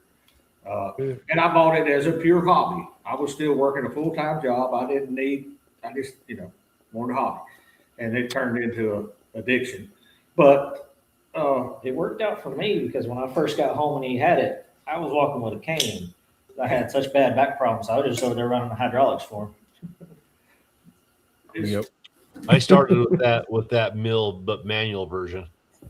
Yeah, I think I'm the only one in here tonight with a Hudson. So I've got the Oscar 330 Pro. I really like that. I looked at a Hudson full hydraulic mill last fall, but it sold before I had a chance to get down and actually put my hands on it. Well, Tim, tell us about your customization of the Hudson. Which one? Well, yours for starter, yours, and then mine. Well, Rick's got the Franken mill. Well, we had the lift bail put on mine, and then we got it where it self-drives itself now. We've got what else did we do that thing? We did so many things, Craig. I can't remember. Laser. The what? Laser. The laser. Yep, the laser. Yeah, the laser. I've watched a few of your videos, and I saw that, and I said, man, if I had that laser, I wouldn't be cutting into my backstops all the time on my mill. Right. Did I see you with the seat as well, or what was that? Yeah. We made a riding mill. that wasn't us though. Wood Miser did that way before we did, but we're playing around. I mean, you know how we are with Craig. Yeah, I think I get a good chuckle out of that stuff. But yeah, I mean, Rick's quite the inventor, and he's got quite a few things going on with Hudson, and so we're not going to say anything right now, but something's going to Yeah, I got a bunch of those things too, and I got to keep my tongue quiet a lot. But yeah, we're close with Hudson. We're affiliated with them, so you know, we really like those people.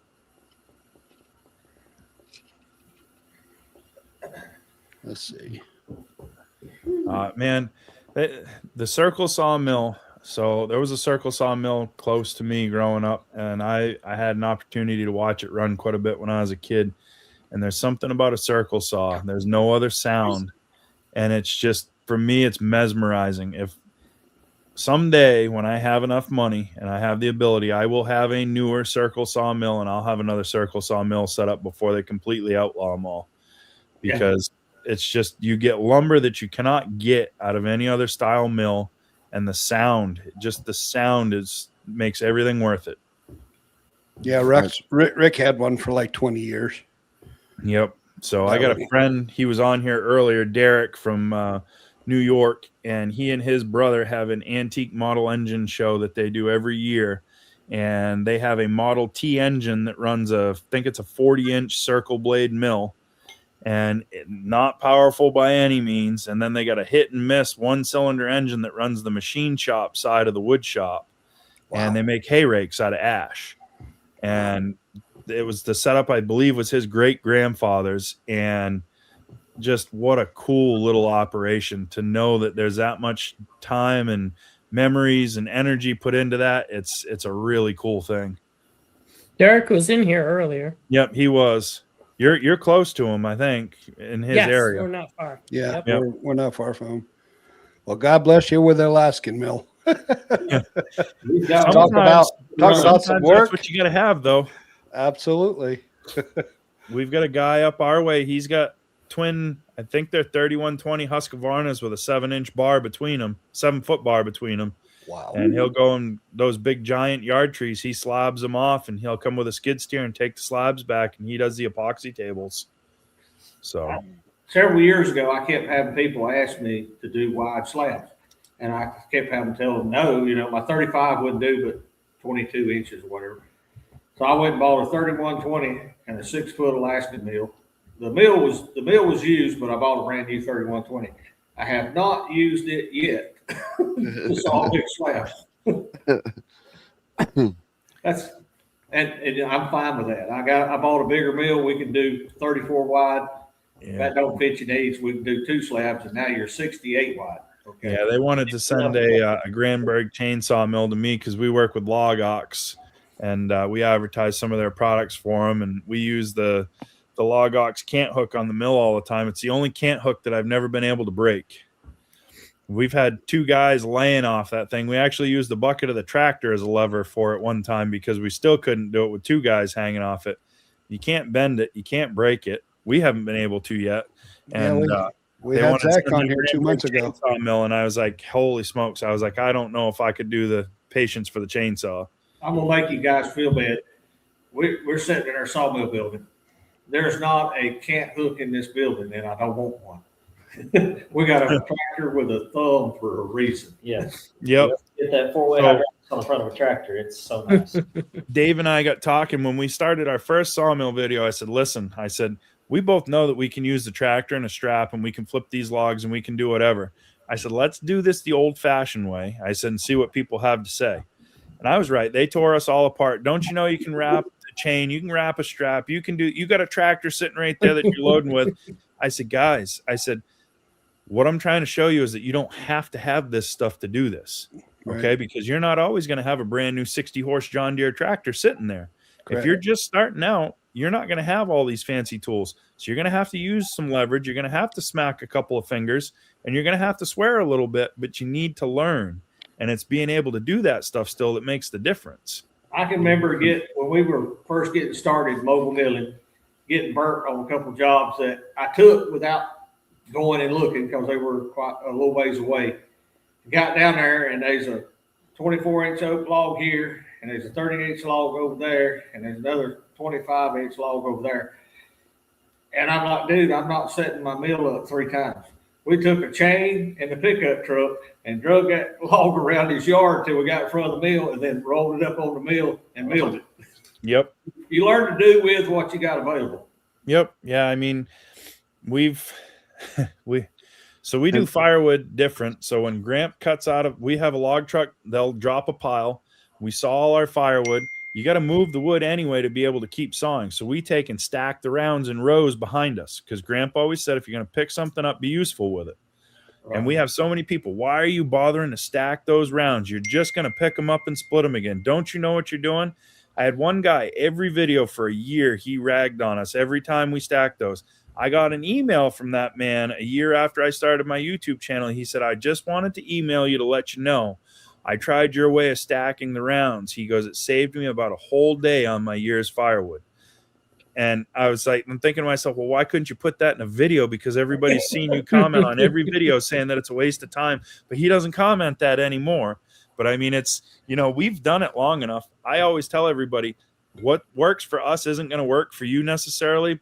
But I can guarantee with the amount of stuff that we've done, we're not doing this to waste time or because we think it's fun. We're doing it because it has a point and a purpose. Oh, yeah. We used to have say it's Wilson. Not how to, it's how we do. Yep. We used to have Wilson's Forest Land in here with us. He was one of the people on the round table. And he did a video about that, about stacking his firewood in rounds before he split it. He's like, I've got to pick it up and I've got to get it stacked. I can't split it right now. So it's got to be stacked. And then he said, but I don't have to pick it up again. Most of it's already waist high. Right. You know what I mean? Or knee high. Because so you can slide it right off the pile onto the splitter. You're not having to bend over. Right. He said, bending over is a lot of it right there, Every video I have somebody use a pickaroon, use a pickaroon, use a pickaroon. Listen, the speed that Gramp cuts, I cannot keep up with a pickaroon and keep the wood out of his way. My job is to keep the wood out of his way so that he's not tripping on it. So the other day, I grabbed the pickaroon. My back was sore. I was like, I'm going to try to use a pickaroon. The wood was frozen so solid, you couldn't get the pickaroon to sink into it. It would bounce off. So I was like, I just threw it. Started stacking wood anyway. But it's, it's one of those deals where just because it may be easier doesn't necessarily mean it's right. There's a place for everything, and everything has its place, just like TJ Stone said right there. Yep. Summertime when the wood's soft and it's not froze, that pickaroon's nice. You don't have to bend over. We've got the log ox, log hauler. You can reach down. You can pick the rounds up. You don't have to bend over. But I don't like the way it releases. And because we stack in rows, it doesn't work for the way that we want to do. So sometimes these right here are the best tools that you got. God gave you two of them, so use them. Yeah. Right. And that, do you do a one of these, not a 4-string sawmill, but a firewood and sawdust or something with guys live? You know what I mean? You do, don't you? You do. So we go live every Wednesday and Sunday night. So every Wednesday and Sunday we go live and on our YouTube channel. But weren't you with a group of so other we were too? part of the God, Guns, and Sawdust podcast. Ryan Willick and I both were with TKP, Timber Cutter Patriot. Yep. It grew bigger than we thought, faster than we thought, and the amount of time that was getting put into it, we couldn't commit to that time. So we actually sold our portions of the podcast back to Alan, and he's still doing it. Okay. But the beauty of something like that is that pickaroon for those 6 guys in that podcast, that pickaroon's going to work for 1 or 2 of them. Yep. You know what I mean? And it's the same with us is, I'm running this type of mill. He's running a manual mill. He's running a bigger mill. He's running a sawmill operation. You know what I mean? That's how he makes his living. He hasn't sold a stick of wood in 6 months, and he's running a hobby mill. But we all get together, and when you can put these ideas, it makes it a lot better than you can learn just trying to put out a video. You know what I mean? Look what happened to Rick and Tim. Tim's like, hey, we're your 3 Timber King guys. Neil, how much have you guys? I mean, that was a bonus of meeting guys and sharing ideas. Yeah. Right, absolutely. Yep. Yeah, I like all the sawmills out there except for the foreign made ones. Okay, I think they're all a great product. I want to put my hands on a baker one day. I've never seen one up close and put my hands on it. I will do it. It was behind me at the Typhoon booth at Bunyan this year, and I was watching it run over my shoulder. And some of the features that were on that mill compared to some of the other ones, I was just like, I wanted to get over there, but I couldn't get away from customers. That looks like quite a mill. Both of the ones they had there are a beast. Yep. Now they're not the cheaper one on the market by any means. They're at the top of the cost market. No, yeah, they're high production. Didn't I see an Amish sawmill somewhere? Was that? Yeah, they had Bunyan? a big slabber mill down there. Bunyan. Yeah. So Firewood 50 wants to know what we're using for live stream software. What are we using, John? StreamYard. So StreamYard. This will let you stream to multiple platforms at the same time. Up to 10. Yep. You now, can stream. Russ, did you end up getting Starlink for this? I have it coming. Okay. So I've got a cell phone signal booster in the house that gives me enough to run in the wood yard. So we did a working live this morning, and we ran the saw with Gramp early and went YouTube live. That was my like 80,000 views on that live this morning. Wow. Nice. It's crazy. People like watching people work. Well, you're gonna love Starlink. I got it a year ago, and man, I tell you what, it's the best purchase I ever made. Yep. I've had it about a year and a half, and in that year and a half, I've restarted my router twice, and both times because we had a power flicker. Yep. Yeah. So we wanted to be able to go live when we were working. I wanted to do that for two reasons. One, I've got equipment brands and manufacturers that we represent. And when you make a video, you can edit things out in a video that you cannot edit out in a live. And when people see something work in a live and they see it work the same way it's working in a video, it helps to validate the points that you're trying to prove. And it proves that you're not pulling smoke and mirrors. And I tell everybody, if I spend my money on it, or if I'm running it on my channel, that means that I would spend my money on it. Doesn't mean that it's right for you. And I represent multiple brands. So when somebody calls and talks to me, we've got all kinds of questions that we can talk about before we even talk about which machine you're looking for. Right. And then I'm going to show you what I think would be best, whether it's something I sell or not. If I got to send you to Wood-Mizer because I think Wood-Mizer is better suited for what you're doing, I'll send you to Wood-Mizer. I don't want you to waste your money just to buy equipment from me. That's not what we're doing. Yeah. Right. Yes, I do use the StreamYard. I used the Starlink for live stream. Yep, no problems. So yeah, it's that's one of the things that I like about having multiple vendors that have the same equipment that I can represent is I have different options for people. And I have an engineering background of sorts. I've been in this industry for long enough that I know what's going to break. I know what to watch for. I know what's not a good idea or what might be a good idea. And we try to do a little bit of all of that. And, it works out. I don't know how many people I've talked to and, we've steered them somewhere completely different. They didn't buy from me, but they're still friends, or they'll email me back 3 or 4 months later and say, hey, I'm so glad that I got to meet you. This machine's working great. That means more to me than a check in my pocket or another machine because I sold and I need to get a commission. I want somebody to get what they need because we all work too hard for our money. Yep. I've got a family member that bought one of these high volume firewood processors. Yep. He thought he was going to get in the firewood business. And he's one of these guys that's into a lot of different things anyway. He said, I bought one. I wish I'd have bought 3. He rents that thing out at a week at a time. Yep. He said, I need 3 of them to keep people happy with wanting to rent it. Yeah, we started renting the Cord King out up here, so I'm the only rental center in Maine for Cord King. And fall season, when everybody's doing their firewood, get a lot of homeowners. They'll take it for a weekend, do their year's firewood in a weekend and be done with it. It gives them a chance to play with a machine. Plus, it's a little easier on their back and a little faster. So, well, he said he'll have 2 or 3 families go together and rent it for several days. Yep. They'll go here a split, here a split, here a split. They'll split everybody's winter worth of wood in 3 or 4 days and bring it back, and they're tickled to death. Yeah. Yep. Oh, yeah. Yep. Same thing up here. I didn't know if the rental thing would be something that would work or not. And I was really surprised with how quick it took off. So I think it'll end up being something good for them.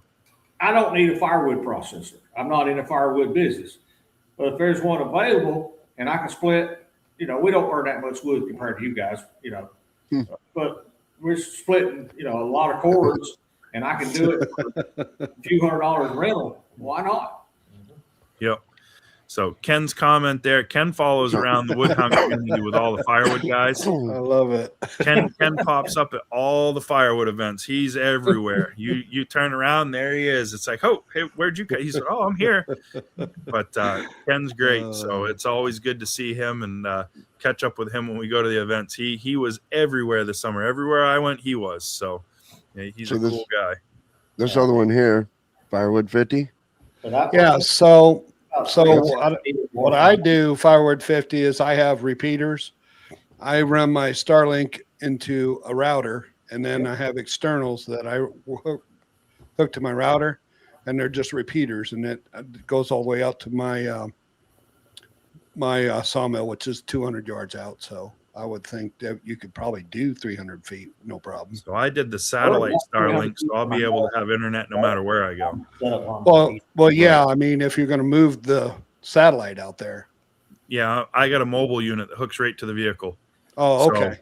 So as long as we're within 150 or 200 feet of the vehicle, we have internet. Mine's fixed to my house, but I have repeaters where I shoot it to the sawmill. And if you got good clear flat property, which we don't have around here, I think my router repeater is good for like 1,500 feet. Yep. Yeah. With no obstructions, but I could be up on the hill 700-800 feet from the house, and I'm still hooked to my Starlink through my repeater. Eastimate Evo would be a decent machine to rent as long as you got the integrated conveyor with it. The hard part with running a firewood processor would be the hard part with running a sawmill too. Not everybody's a sawyer, and not everybody's an equipment operator. So I've had some really good renters that when they rent it, it comes back washed, it comes back greased, it comes back just like it was their own piece of machinery. And then I have other guys that they buy that thing for 2 weeks and they use it like a redheaded stepchild, and they bring it back filthy, bent, broken, and wires hanging off it. And I'm like, how in the world did you do this in this period of time? So what do you guys think about this next question here? I'll answer first. So we never had a steel chainsaw in our firewood operation ever since the 1980s because Gramp got one, and that was when the exhaust used to come out the chip chute on them. And if you drop them in the snow up here in Maine, they stall. So he did that 2 or 3 times and got tired of that, and it got heaved, and we never had another one up until about 3 months ago. I bought an MS 462 off Saw Suppliers. We work with sawsuppliers.com, and I said, I want to try one. And I got to tell you, I was skeptical, but that is the best cutting 70cc saw I have ever had out of the box, and it only gets better the more we run it. Don't buy a 500i. No, I didn't want the 500i because they're hard on fuel, and I don't want a fuel-injected chainsaw. I got one. Don't buy one because if you ever do, you'll be like, Dudley, why didn't I buy this 3 years ago? No. It's the meanest, toughest saw I've ever had in my hand, weight, pound for pound. So Andy, you guys got a 500i, don't you? Yes. Yeah. But I am running half a second slower. Hot saw. Yep. It's a beast. I had a guy here the other day that runs, he's got 5 of them. I said, you never run one like this. He picked it up, saw along with it. He said, my saw don't run like that. I said, you ain't got as much money in that saw as I got in mine. Right. Yeah, so I put my 462 up against my buddy's 500i, and it's half a second slower in a cut for the same diameter tree. Yeah. And I wanted a carbureted saw that I can work on if I'm having issues. I like to play with my saws. I know how to adjust them. I want to adjust it when it needs to be adjusted. I'm just the opposite. I want to go over there, bash the bubble, crank it, and go to work. I got a good buddy that's a saw mechanic that I bought it from. If it don't work, he's going to be home. Yeah, so Ken just asked a question about what we talked about a minute ago. Do you have any damage or misuse with rentals? Oh, yeah. I had a guy that took the Cord King for a month, and I spent at least 1 full day a week for the month that he had running back and forth to fix problems with the machines and stuff like that. So it's definitely can be a buyer beware type thing. You got to look at who you're renting to. Josh and Janice, they're moderators on my channel. They just put our discount code for Saw Suppliers. So if you're looking for a Husky, Echo, or Steel chainsaw, 10% off and free shipping. Just put Willey 10 in the discount code, and Saw Supplier will take great care of you. They're a husband and wife couple that opened up a saw shop out of a 1-car garage, and now they have an old Walmart building that they've turned into a storefront, and they sell anything and everything that you could get in an outdoor power sports store. And if you don't see it, call and ask him, and he'll get it for you. Wow.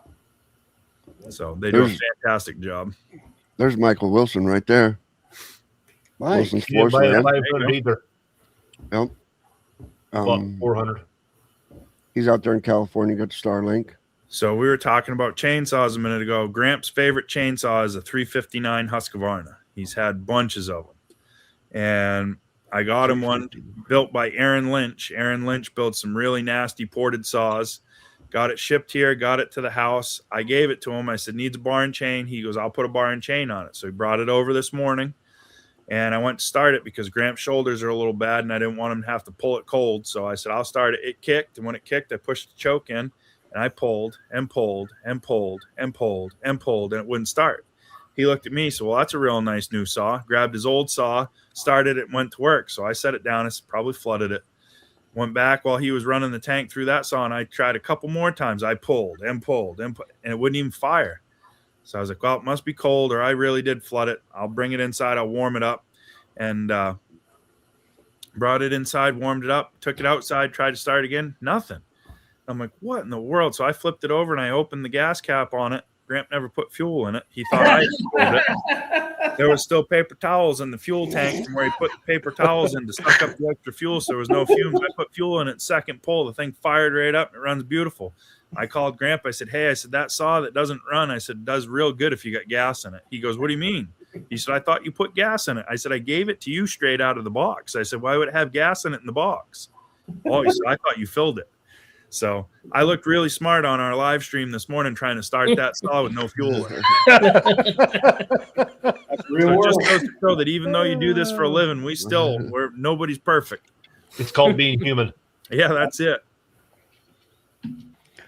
You said people like the live stuff, right? Yep. Yeah, that's it right there. I mean, that was as live as it was going to get because you couldn't hide that it wasn't starting. So see you, Josh and Janice. I'll see you guys tomorrow night on our live stream. But yeah, it was a little humbling to be pulling that thing and not have it fire. Yep. That'll do it. You held your composure quite well. It is what it is. I mean, worse things have happened to better people, so I wasn't worried about it. There was 5 more saws in the back of Gramps' car. It wasn't like we were without. So, hey, Brandon, how you doing? So Brandon's out in Alaska. He has a sawmill and a firewood processor and a family forestry business, and they do a little bit of everything out there. He follows along with my channel. TJ Stone said compression test. It had plenty of compression. It wasn't pulling any easier, that's for sure. But it runs great when it has fuel in it. It only takes 2 pulls to get it running, so that's much better. Well, I saw something on Still the other day, and I didn't know it was true, but if you take off the cover off the air cleaner, they have a tab in there that says summer or winter. Yep. I did not know that. Yep. The Echo saws are the same way. Yeah, I was just amazed. So I turned mine around to winter, and I'm like, holy crap, that starts easier. Well, what it is it's warming your carburetor. So it uses the exhaust to warm your carburetor so you don't get cold fuel all the time. It helps them to run a little more efficient. I was not aware of that until I saw that, and I'm like, wow. Okay. You need to switch back in the summer and all, Tim. Yeah. That's only for a day. Up there in the Adirondack Mountains, switching back to the summer is like 1 day. Yeah, I was going to say, we don't get much summer up here. We had rain, 4 days of 90s, and then right back to rain again. So same thing here in Maine. Black flies, I'm sure you guys get those. Yeah, that's the Maine state bird. That's what we say. They sit and wait for the people to come across that bridge in Kittery. They got new feeding there. They just don't quit. No, they're terrible. And then usually when the black flies go away and it gets warm enough, then you get the deer flies. So. Deer flies, horse flies. Yeah. Oh, yeah. And then the falls, the no-see-ums. We just get it all. See, they got, what is it that they got down in down south? Gnats or something like that. Gnats, yeah. Chiggers. Those, chiggers, those are in the pond. Yeah. I experienced those one time. That was enough to let me know that I didn't like that and I didn't need them that bad. Those are worse than no-see-ums. Those things are terrible. Oh, yeah. They get in, they go in your hair follicle and you've done. Yep. First chainsaw was a Poolin 3300 with a 20-inch bar. Better have your foot in the handle when you pull the cord. So those old Poolin saws were fantastic saws. My dad's father had a couple big old Poolin saws that we used to use, and they were great. Well, you laugh. I got a 20-year-old Wild thing, and it's still running.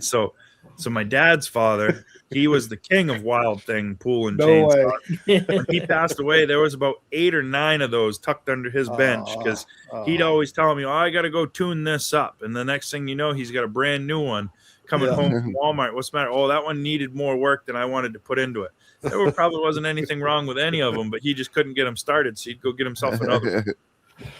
Oh, me. Yep, I had one of those Wild Things. I got it out of a dumpster. Somebody took it back. It had a brand new bar and chain. I guess they couldn't get it put together. They gave their money back, and the store threw it in the dumpster. I brought it home. Flies. My kids used it when they were little.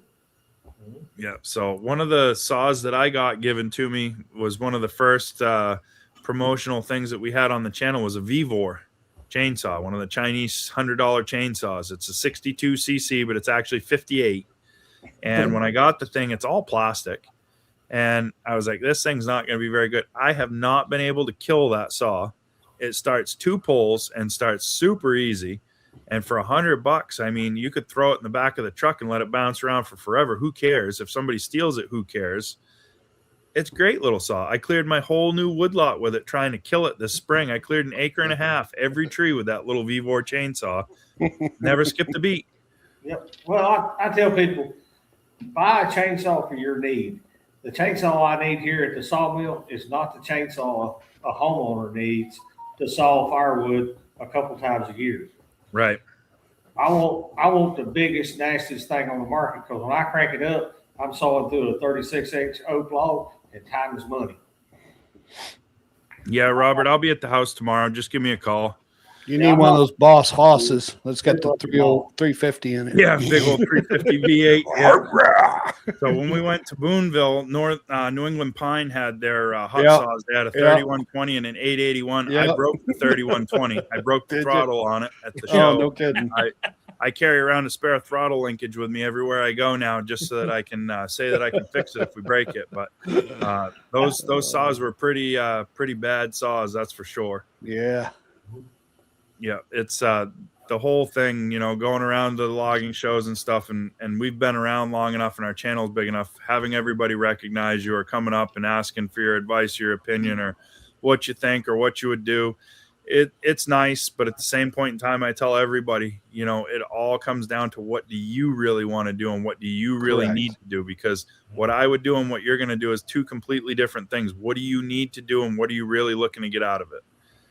Well, Rick and I were amazed this year because and it was really fun being, like you said, noticed and everything, and people were coming up to us, and we were hanging out at the Hudson booth. We had a little booth out there with them, and they were just coming up, oh, we watch you guys all the time, and that's a great feeling, I don't care if I don't have 5,000 subscribers. I don't care. Being noticed, that's great.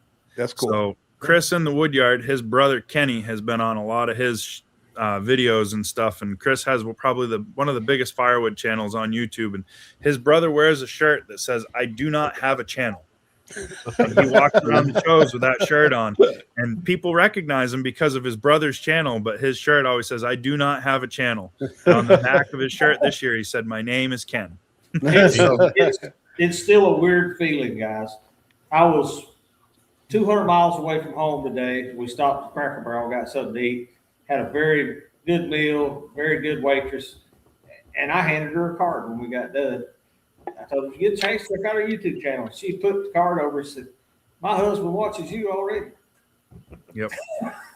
Yeah, we went out to breakfast at a local place a half hour from the house or whatever, and when we were having breakfast, the waitress comes over and she goes, I know this is going to sound really strange, but one of the waiters out back, his dad watches your YouTube channel all the time. Would you sign an autograph for him? And I'm like, what? I'm like, yeah, I guess so. I signed it. My wife got a kick out of it. She was taking a video of me while I was signing the autograph. She goes, what are you doing? I said, signing an autograph. She goes, we can't take you anywhere. I said, I don't know. It's, it's weird. Yeah. It's an awesome feeling. Yeah, but I mean, as long as you're putting out decent content, you're not misleading people or anything like that. At the end of the day, somebody asked me, what would you do if you couldn't do YouTube or you couldn't make content or anything like that? I said, I'd still have a firewood business. Well, you talk about original content. I do all of our shorts. Rick does all the long forms. And so I was playing with AI the other day where you can just take a still photo on a short and you can make it into AI. It's like an 8-second AI. And so I did a couple like trout with Rick and I holding a trout. People got so mad. Don't start that crap. Don't do that. Stay original. You guys have been original. Don't do that. And I'm like going, wow, it's just two little shorts. But well, that was no different than me trying to put music over the chainsaw on some of our long form videos, and they came out with pitchforks and torches ready to burn us down. I got to listen to the saws every day, so I was like, maybe somebody would like some nice music over this or whatever. And it wasn't odd or strange music. It was normal. And man, oh man, they did not like that. Take that music down. Don't do that. And I was like, all right, fine. Listen to the chainsaws. I don't care. Well, wasn't there a chainsaw song at one point? Yep, there is. Yeah, there's a couple of them. Yep, like Jackal. Yeah, Jackal. That's it. Yep. Yeah, so that I think I did that in a couple of shorts too, and people didn't like that. We want to hear the real saw. So, my buddy, I was telling you, does the firewood business.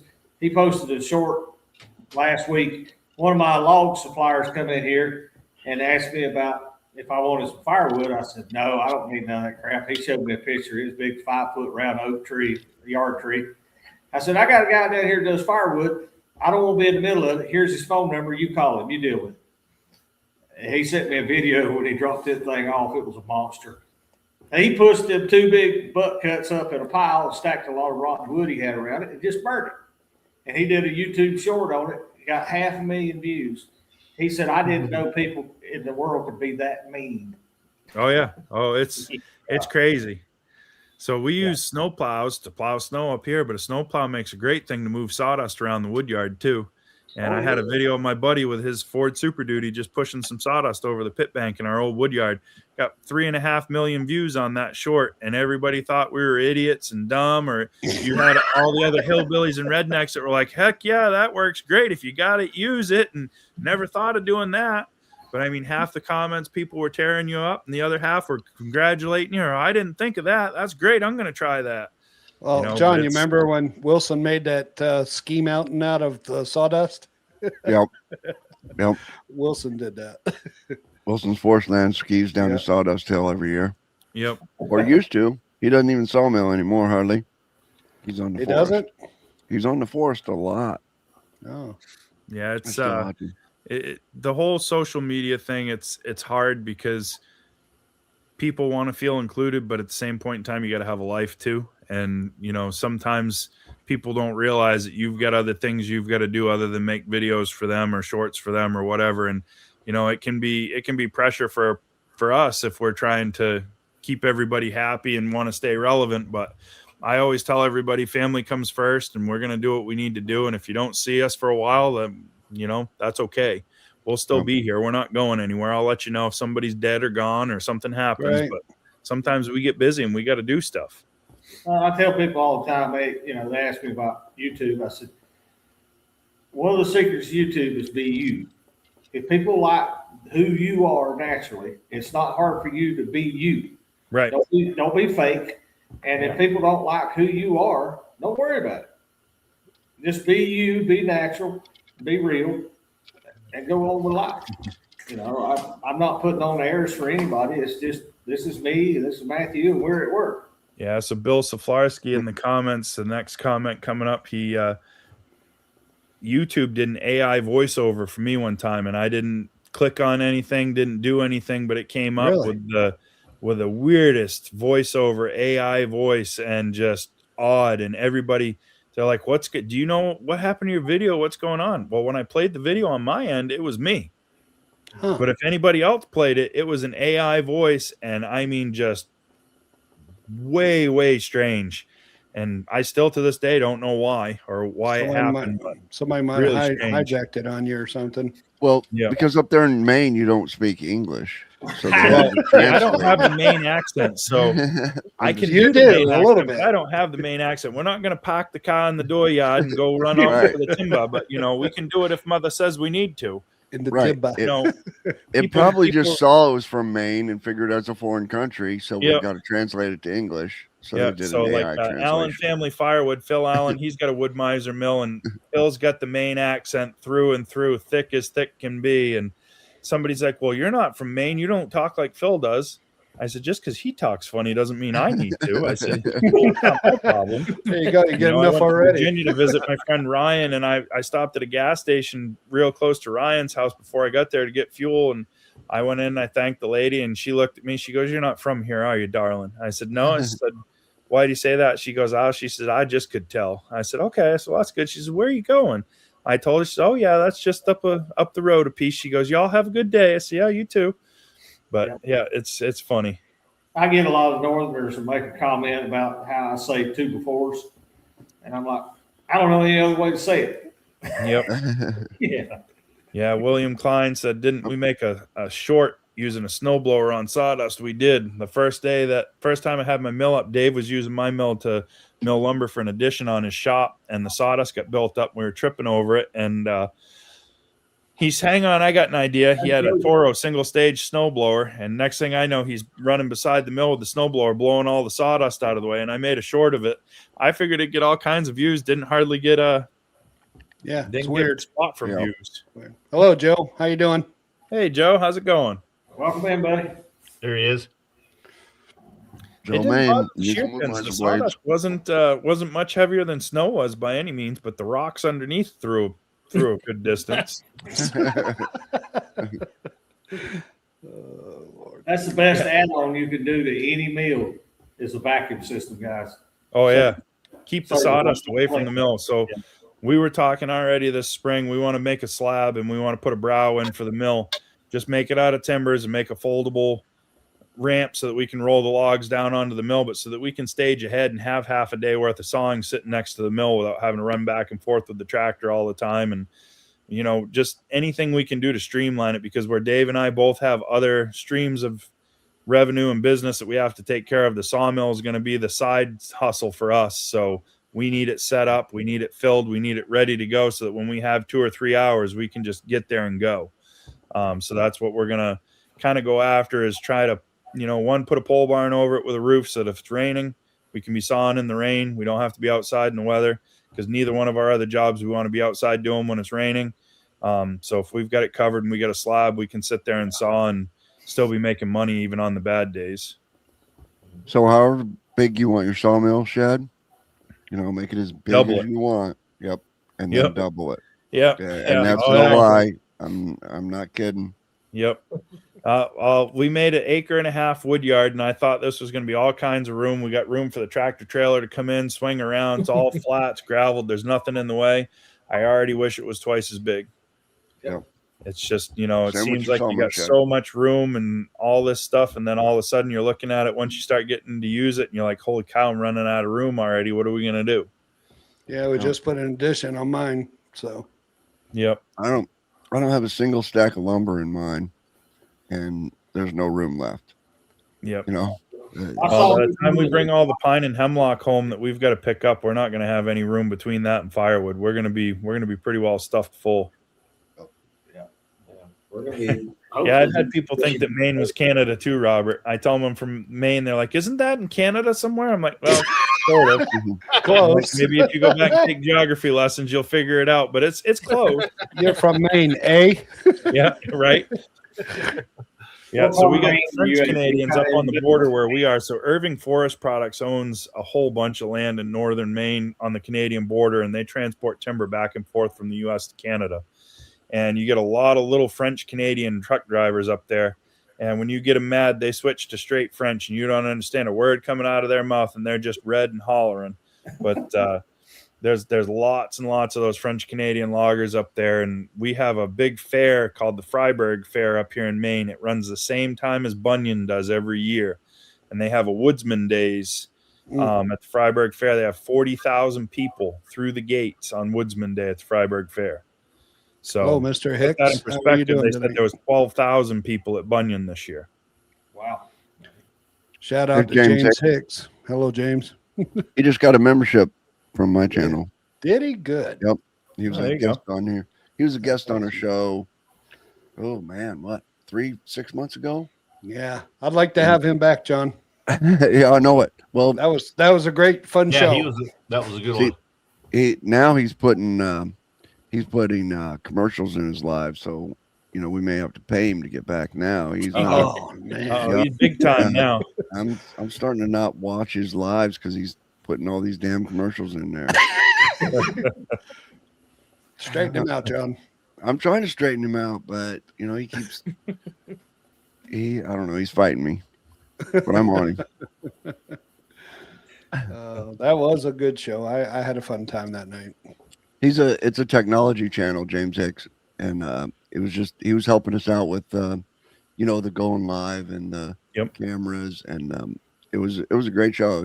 It was a good show. There's so much with technology. When we were starting the podcast with Timber Cutter Patriot and whatnot, his best friend, it's actually his daughter's husband's father, is one of his best friends, but he did all of our computer and technical stuff and the streaming and all of the audio visual and there was so much that went into that we had no idea, and to do it well took so much work.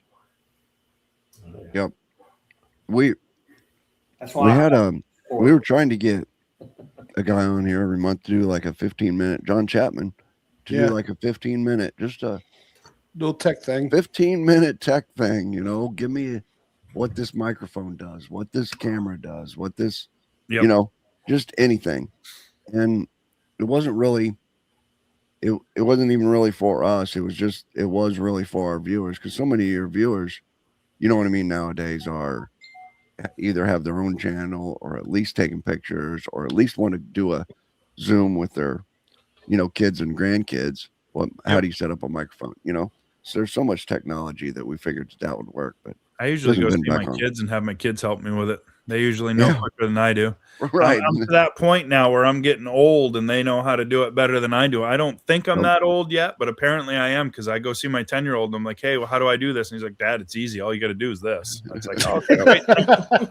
That's pretty bad, isn't it? Yep. I'm not looking forward to that day. It happens quick. I mean, I got twin daughters. They'll be 18 in May. So it happens in the blink of an eye. That's for sure. I was part of the Signal Corps, so the Army paid me to learn how to do all this stuff. you guys, most of you are my age or a little bit older. How old were you when you got your first cell phone? I was 30 before I ever had my hands on the first cell phone. Man, I was older than that, I think. Yeah. And now you got 5-6-year-old kids are growing up with this technology, and they're not afraid of it. No, and that's part of the scary part too, though, is that technology at that age. I mean, it takes some of the creativity out of kids, honestly. It does. It's been pretty. Kids are meant to go outside and play in the dirt and play with sticks and get banged up, bumped and bruised and stuff like that. That's part of growing up. And I think that, that's one of the big things that's missing, is when we put all this technology and stuff in front of them. Kids are much smarter now than they used to be, but that's not necessarily the way that they were supposed to learn. So here's your fun fact for the day. That phone you have right there in your hand has more memory in it than every computer in the world in 1980. We put men on the moon, and they didn't have near the computing power that I have in my hand. And this is an S21 Pro. Is that crazy? Yeah, it's a Pro. For sure. Oh my God, you got a Pro? Some people don't buy that moon thing. This is my computer. I got a laptop here. I never touch it. My wife uses it. This is what I do all my business on, all my emails, all my invoices. You having a Pro phone, that's like a homeowner getting a Steel 500i. Yes, you know what I'm saying? You don't need that. You don't need all that, dude. You know why I need a Pro? Because I take YouTube shorts, and I may have 50 sticking videos on my phone I hadn't deleted. Yeah, that's because you don't know how to delete them. That's right. Did you guys notice on YouTube that they've changed like where you can manage your videos. They've changed that now on your phone. You have to go I through don't do it from my phone. Studio. You have to go through Studio now.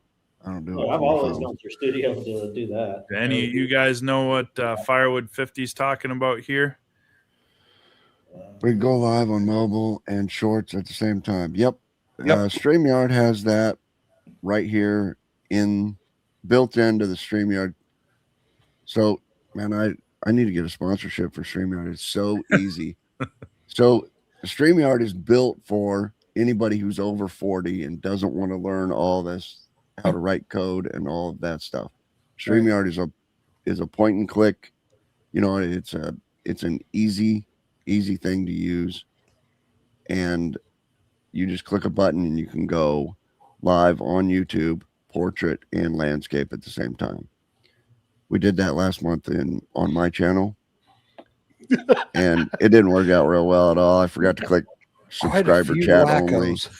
Yeah, and we had quite a few wackos. So this month was Two Brothers Outdoors starting to do it, and they went live on their YouTube and Facebook. No, not on Facebook. It wouldn't let me. I had to delete it. Don't feel really? bad. I posted the link to last month's live stream on my phone. Posted the wrong link. It never went live. Oh no. Oh no. Because I wasn't here to do it for him. Tech support was gone. I had to do it myself. So Oh no. Yeah, whenever it's messed up, it's because I wasn't here to do it. Yeah. Maybe you should get a pro phone. A pro. Pro. Craig, how you doing, Craig? How you doing, Craig? Because you're not saying anything. You and Andy have been over talked. Yeah, Linux is definitely easy mode. He can't tell me he's sleepy because it's only 8 o'clock out there, or 7 o'clock, right? 8:05. 8:05. It's not that old out there. Probably 5 o'clock. So what are you doing out there, Craig? What are you sawing? What are you doing? I'm doing a lot of 1x stuff. 1x. A lot of TNG, a lot of 1x8, and a lot of 1x6. Actual 1x or 3/4 or? It's 7/8 off the mill and a fat 3/4 off the planer. I've done probably a couple thousand boards last 2 months. Wow. 12 footers. By yourself. And then By myself. No help. and then tongue and groove them. Yep. Nice. What are you doing? What are you doing with your garage? What are you doing with your garage? A week ago, called me. There's a bad need of some 1.5 TNG. And I told him, I said, we can run it. I said, but you're talking a couple months time. I cut it, dry it, and process it. He said, no, I got to have it this week. Would you run some Lowe's wood or store-bought wood? So he went and bought a rack of 2x8s and got a good price on them, real good price. Brought them to us, and Matthew and I run them through this motor, left the top and the bottom alone, and just TNG both sides of it for horse stalls. And he was tickled to death. I did that 2 winters ago. I did some 1x10, some 2x10 siding, Doug fir, and we ran 3 units, 160 pieces in each unit. That's another thing you can do with a motor. That's the value added part that we were talking about earlier. It's it's being able to provide that service for a customer when they're in a pinch. So You're doing something with your garage. I want to know about your garage, Craig. What that's garage.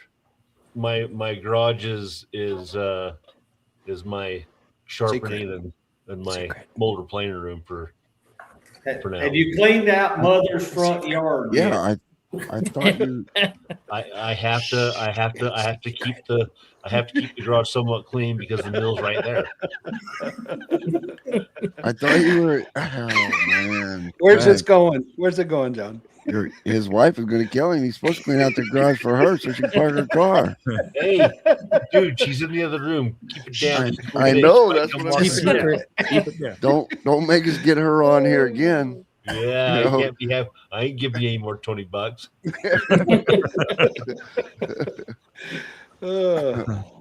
Andy, come on, Andy. What are you doing? What are we doing? We haven't done squat. We're taking it easy this year with the cold weather. About all we've been doing is shopping for an RV so we can start going south in the wintertime. So Shopping for an RV. Well, don't stop in North Carolina. Keep going till you get to Florida.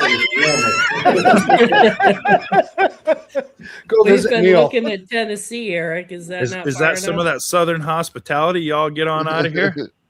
Oh, we keep getting the halfbackers.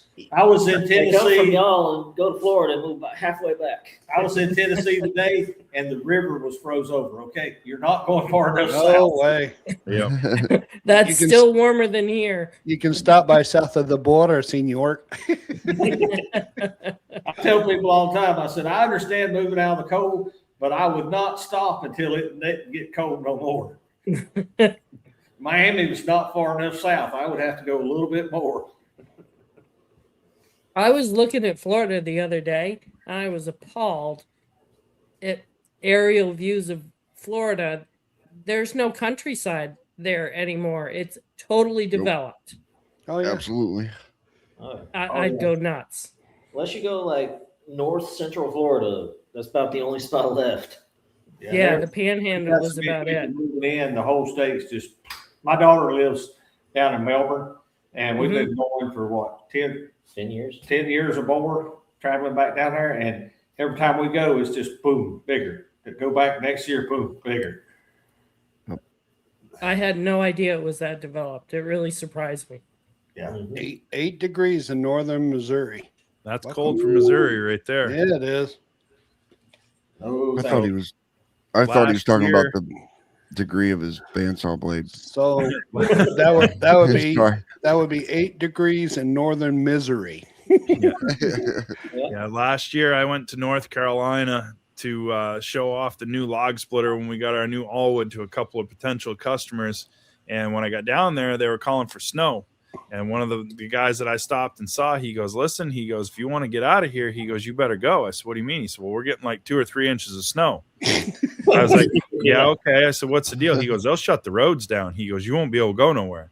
And I said, what? I said, for 2 or 3 inches of snow? He goes, oh yeah, they'll shut everything right down. He said, you got to get going. He was like shooing me out to get me on the road to go. And I'm like, it made sense because on the way I came down through and they rerouted me in West Virginia for snow and traffic, and I had to go a back way. And when I got there, there's 2 sheriffs sitting here at the pass coming into the mountains, and they stopped me and they said, what are you doing? I said, I'm trying to get to North Carolina. And he goes, where are you from, boy? I said, I'm from Maine. He goes, what are you doing all the way down here? I said, I went and got this log splitter. I said, I'm going to North Carolina to show some guys. He's like, all right, well, hell, he goes, here's what I'm going to tell you. He goes, you know how to drive in this snow. He goes, these idiots down here don't. Nope. He goes, so if you see headlights, he goes, get over and get out of the way. And I'm thinking, what is he talking? There was like this much snow on the road. I'm like, okay, fine. I said, good. He goes, all right, go on. He says, you're good. I got driving. It looked like the apocalypse. There was cars and trucks off everywhere. Yep. I was like, what in the world is going on? Yep. The biggest difference down here, how many buddies of yours have a truck with a snowplow? All of them. Just everybody. there's 3 in this county, and they're all owned by the state DOT, and they don't have to run them 3. It was just the weirdest thing to me that 2 inches of snow, we're shutting roads down, and there's cars off everywhere. I'm like, what is going on? Oh, they ain't got no sense. They won't slow down. Shoot. Go to Georgia, half an inch, and they got the entire state shut down. I get 2 inches of frost here. Yeah. We get some cold here, and you get we call it hoarfrost in the ground. It drives the frost. It looks like icicles sticking up sideways from the ground and crunch under your feet. Yeah. No, we get Russ, I was watching your build on your giant firewood rack or for your sales rack. Your shop is heated. How do you heat your shop? Oh, I got ragged for that too. That's not my shop. That's my buddy Dave's shop. Pellet stove. So guys in the background saw that pellet stove and they go, a firewood guy with a pellet stove? What's going on? I said, it's not my shop, guys. I said, they said, but it's your friend, isn't it? I said, doesn't matter. I said, it's not my shop. I told David, I said, you got to put a friggin' wood stove in. He goes, why? I said, because they're bitching at me because you got a pellet stove in the background. I said, it's not my shop. But yeah, they got all over me because there was a pellet stove in the background. I said, hey, the pellet stove's running there. We're drying the mill off, getting ready to go, and getting it thawed out to service it. And they're like, pellet stove? What kind of firewood guy runs a pellet stove? And I'm like, it's not my shop. Hey, they're little mini logs. Yeah, they're just little teeny ones. So after that, David and I got talking about it. He goes, well, I got the tractor. We got all kinds of sawdust. He goes, we ought to try to make some pellets. So somebody commented on one of my Facebook shorts about the pellet stove, and I said, that's fine. I said, you can follow along. We'll show you some more interesting ways to waste your money.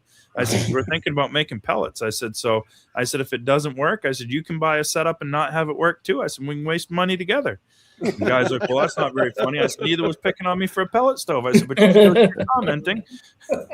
As long as people are willing to keep it fun and light, I don't mind. But if you're going to curse and swear and stuff like that on the channel, I just block you and you're gone. But as long as everybody's in good fun, I'm okay with it. Yeah.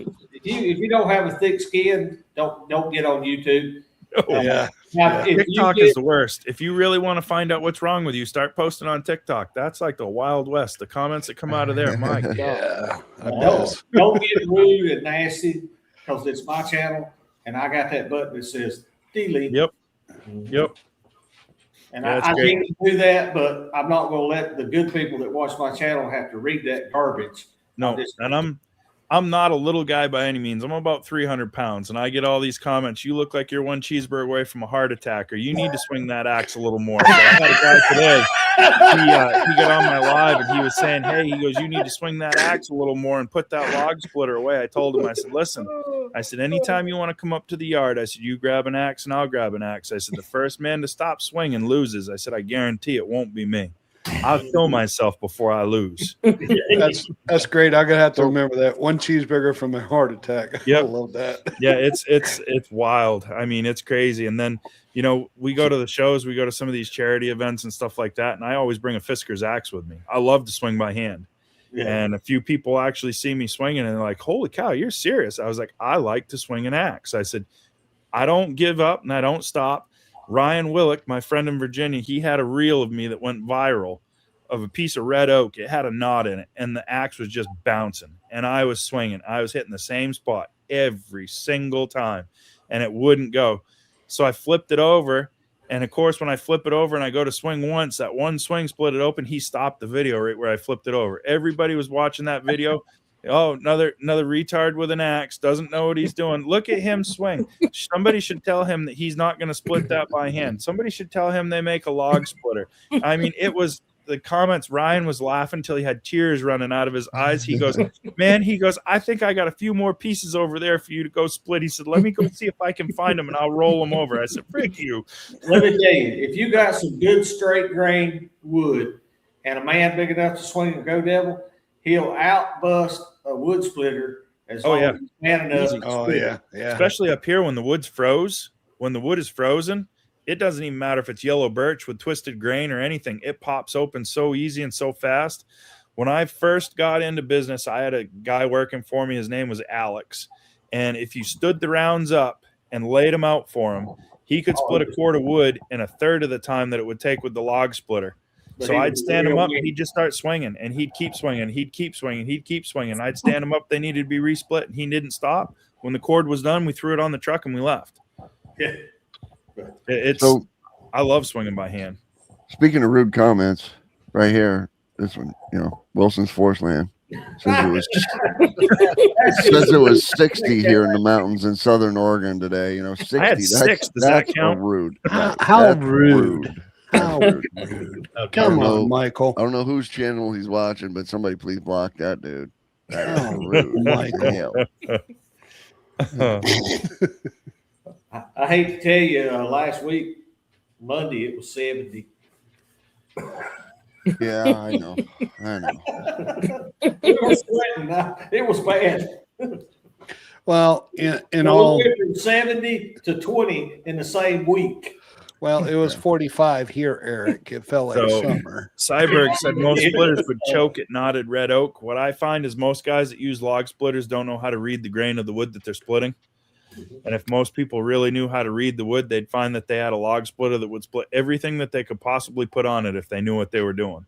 And that's one of the things that's so hard to show with a camera is when you have a piece of wood and you put it on a splitter, to be able to show how that's positioned to get it to split so that you're not breaking the machine and you're not busting your back to do it and everything else.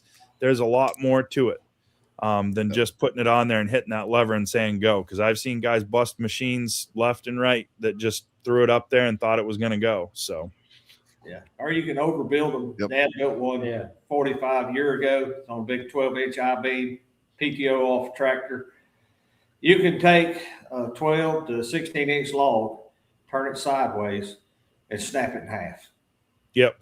So Bobby from Allwood, he's all about custom. He's all about big. He's all about building you what you want if you want to stroke the check for it. So he had a guy come to him, and he said, I need a big log splitter.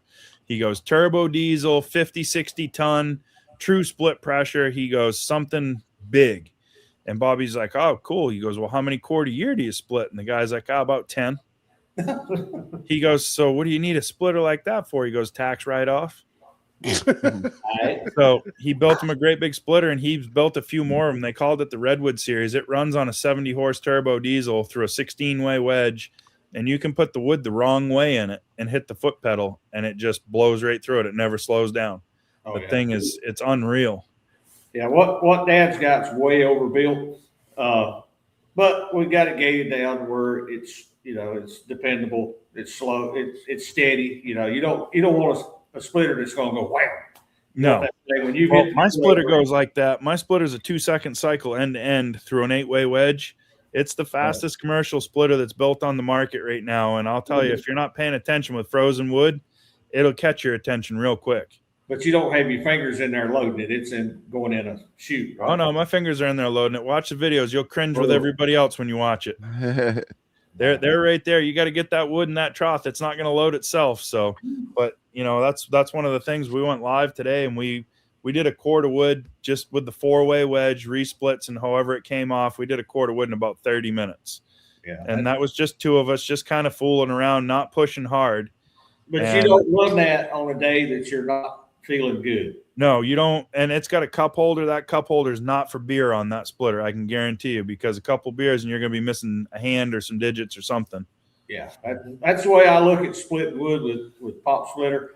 If you're having a bad day, go mow some grass. Yep. Come back when your faculties are all good and you're calm, because you got to be 100% focused, putting the wood in there, fingers out of the way. The guy that's running the handle, his job is to run the handle and do nothing else, Yep. Because bad things happen quickly, Show your finger there. So that was the other thing I wanted to tell you. How do you sell your firewood? By the cord, by the truckload, So we sell it by state of Maine law. It has to be sold in cord increments, no matter which way you break it up.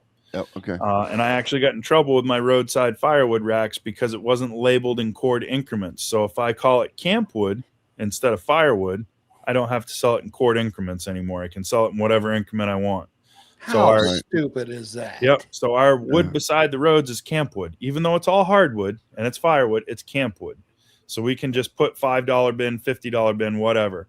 But as a general rule, all of our wood's sold by the cord. Our dump trailer holds 1.5 cords, and it's state measured and legal. So state of Maine says 180 cubic feet is a loose thrown cord.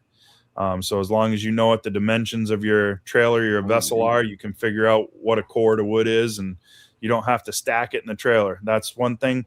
The boys down south don't like that. They get real uppity when you have just a loose load of wood in a trailer, because I wouldn't buy no wood from no man that ain't going to stack it and tell me what's in it. And y'all ripping people off. How do you sleep at night? And I'm like, listen, I've been selling firewood for 10 years. We sell 500 or 600 cord of firewood a year. I have one complaint a year, and I can tell you who the complaint's going to be before the wood comes off the truck. Other than that, there's no complaints. So, it's knowing what you're doing and paying attention to it. And, it's, like I said, we have very few complaints, and I can usually tell you who that complaint's going to be before I get it.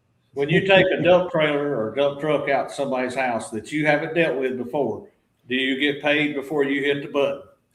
We do. Yep. Cash in hand. Okay. Cash in hand before that leaves the trailer, because I got burnt by that when I first started my business I guarantee about you 10 years ago. I had a lady, we dumped out, I think she bought 8 cords of wood, and it was right around Christmas time.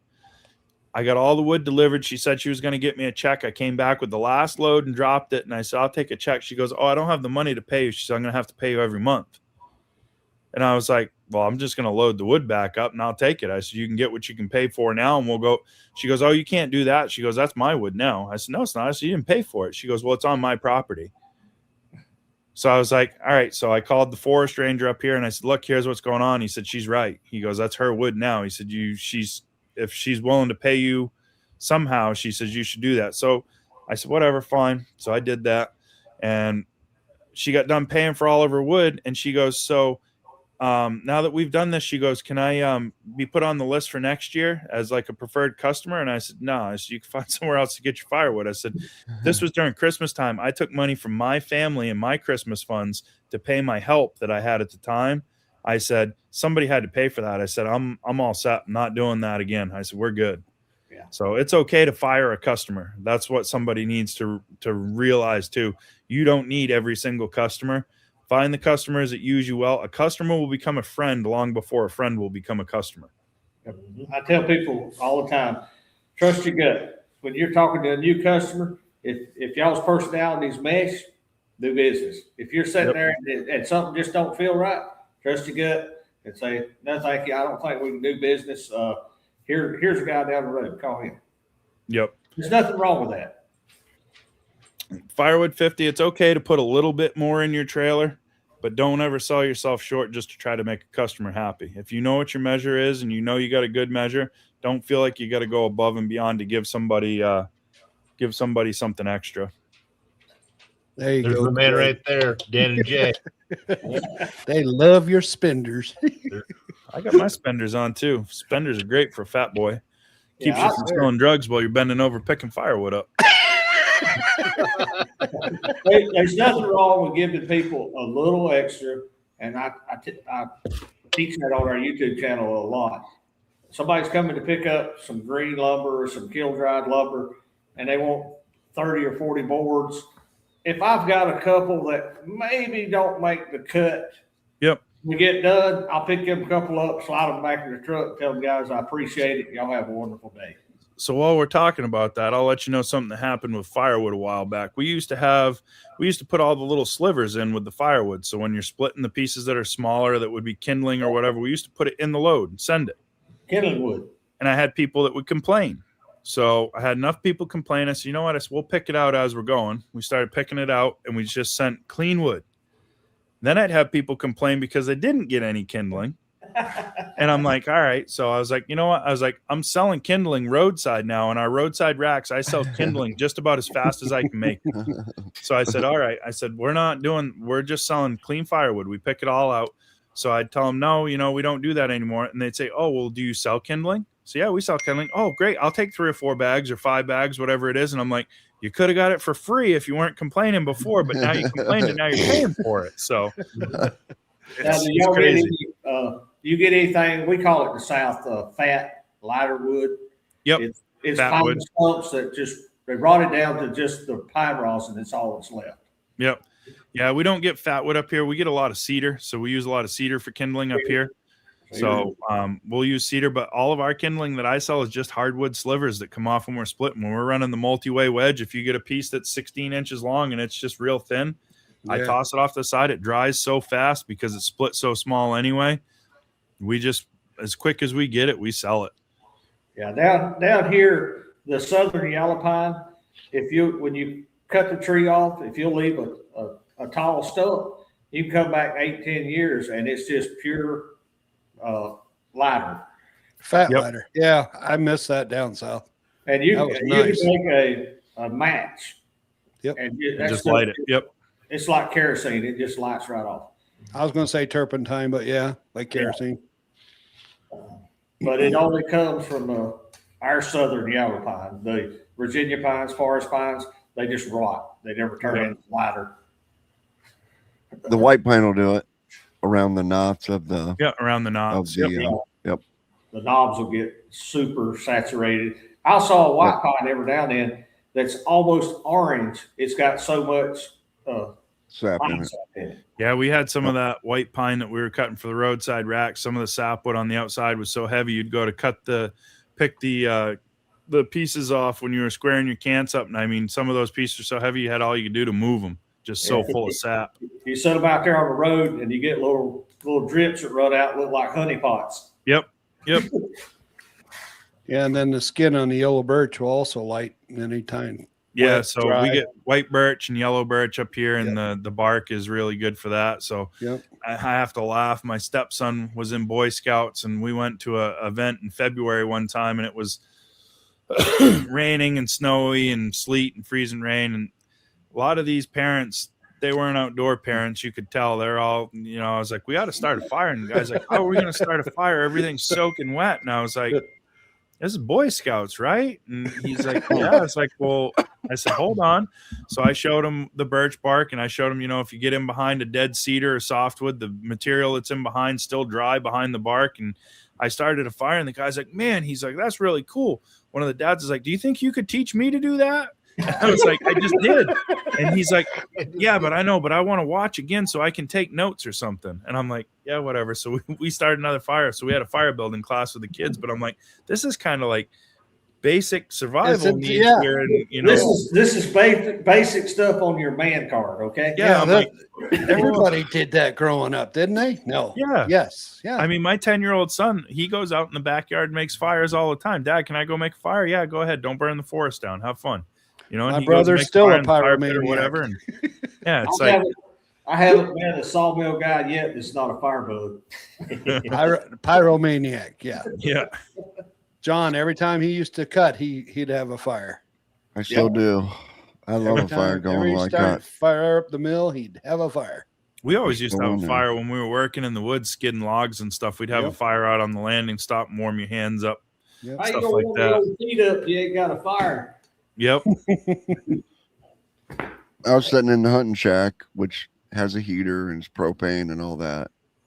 And somebody comes out and they're like, why do you have a fire going over there if you're in a heated shack? I'm like, I don't know. I might want to go sit around a campfire. They're like, well, you're not going to get any deer with a fire going. Yeah, for Christmas this year, my wife got me a custom-made fire pit. Guy makes fire pits out of like the big propane tanks. Yep. And it's got a deer cut in it with an outdoor scene. It's called Buck Fever.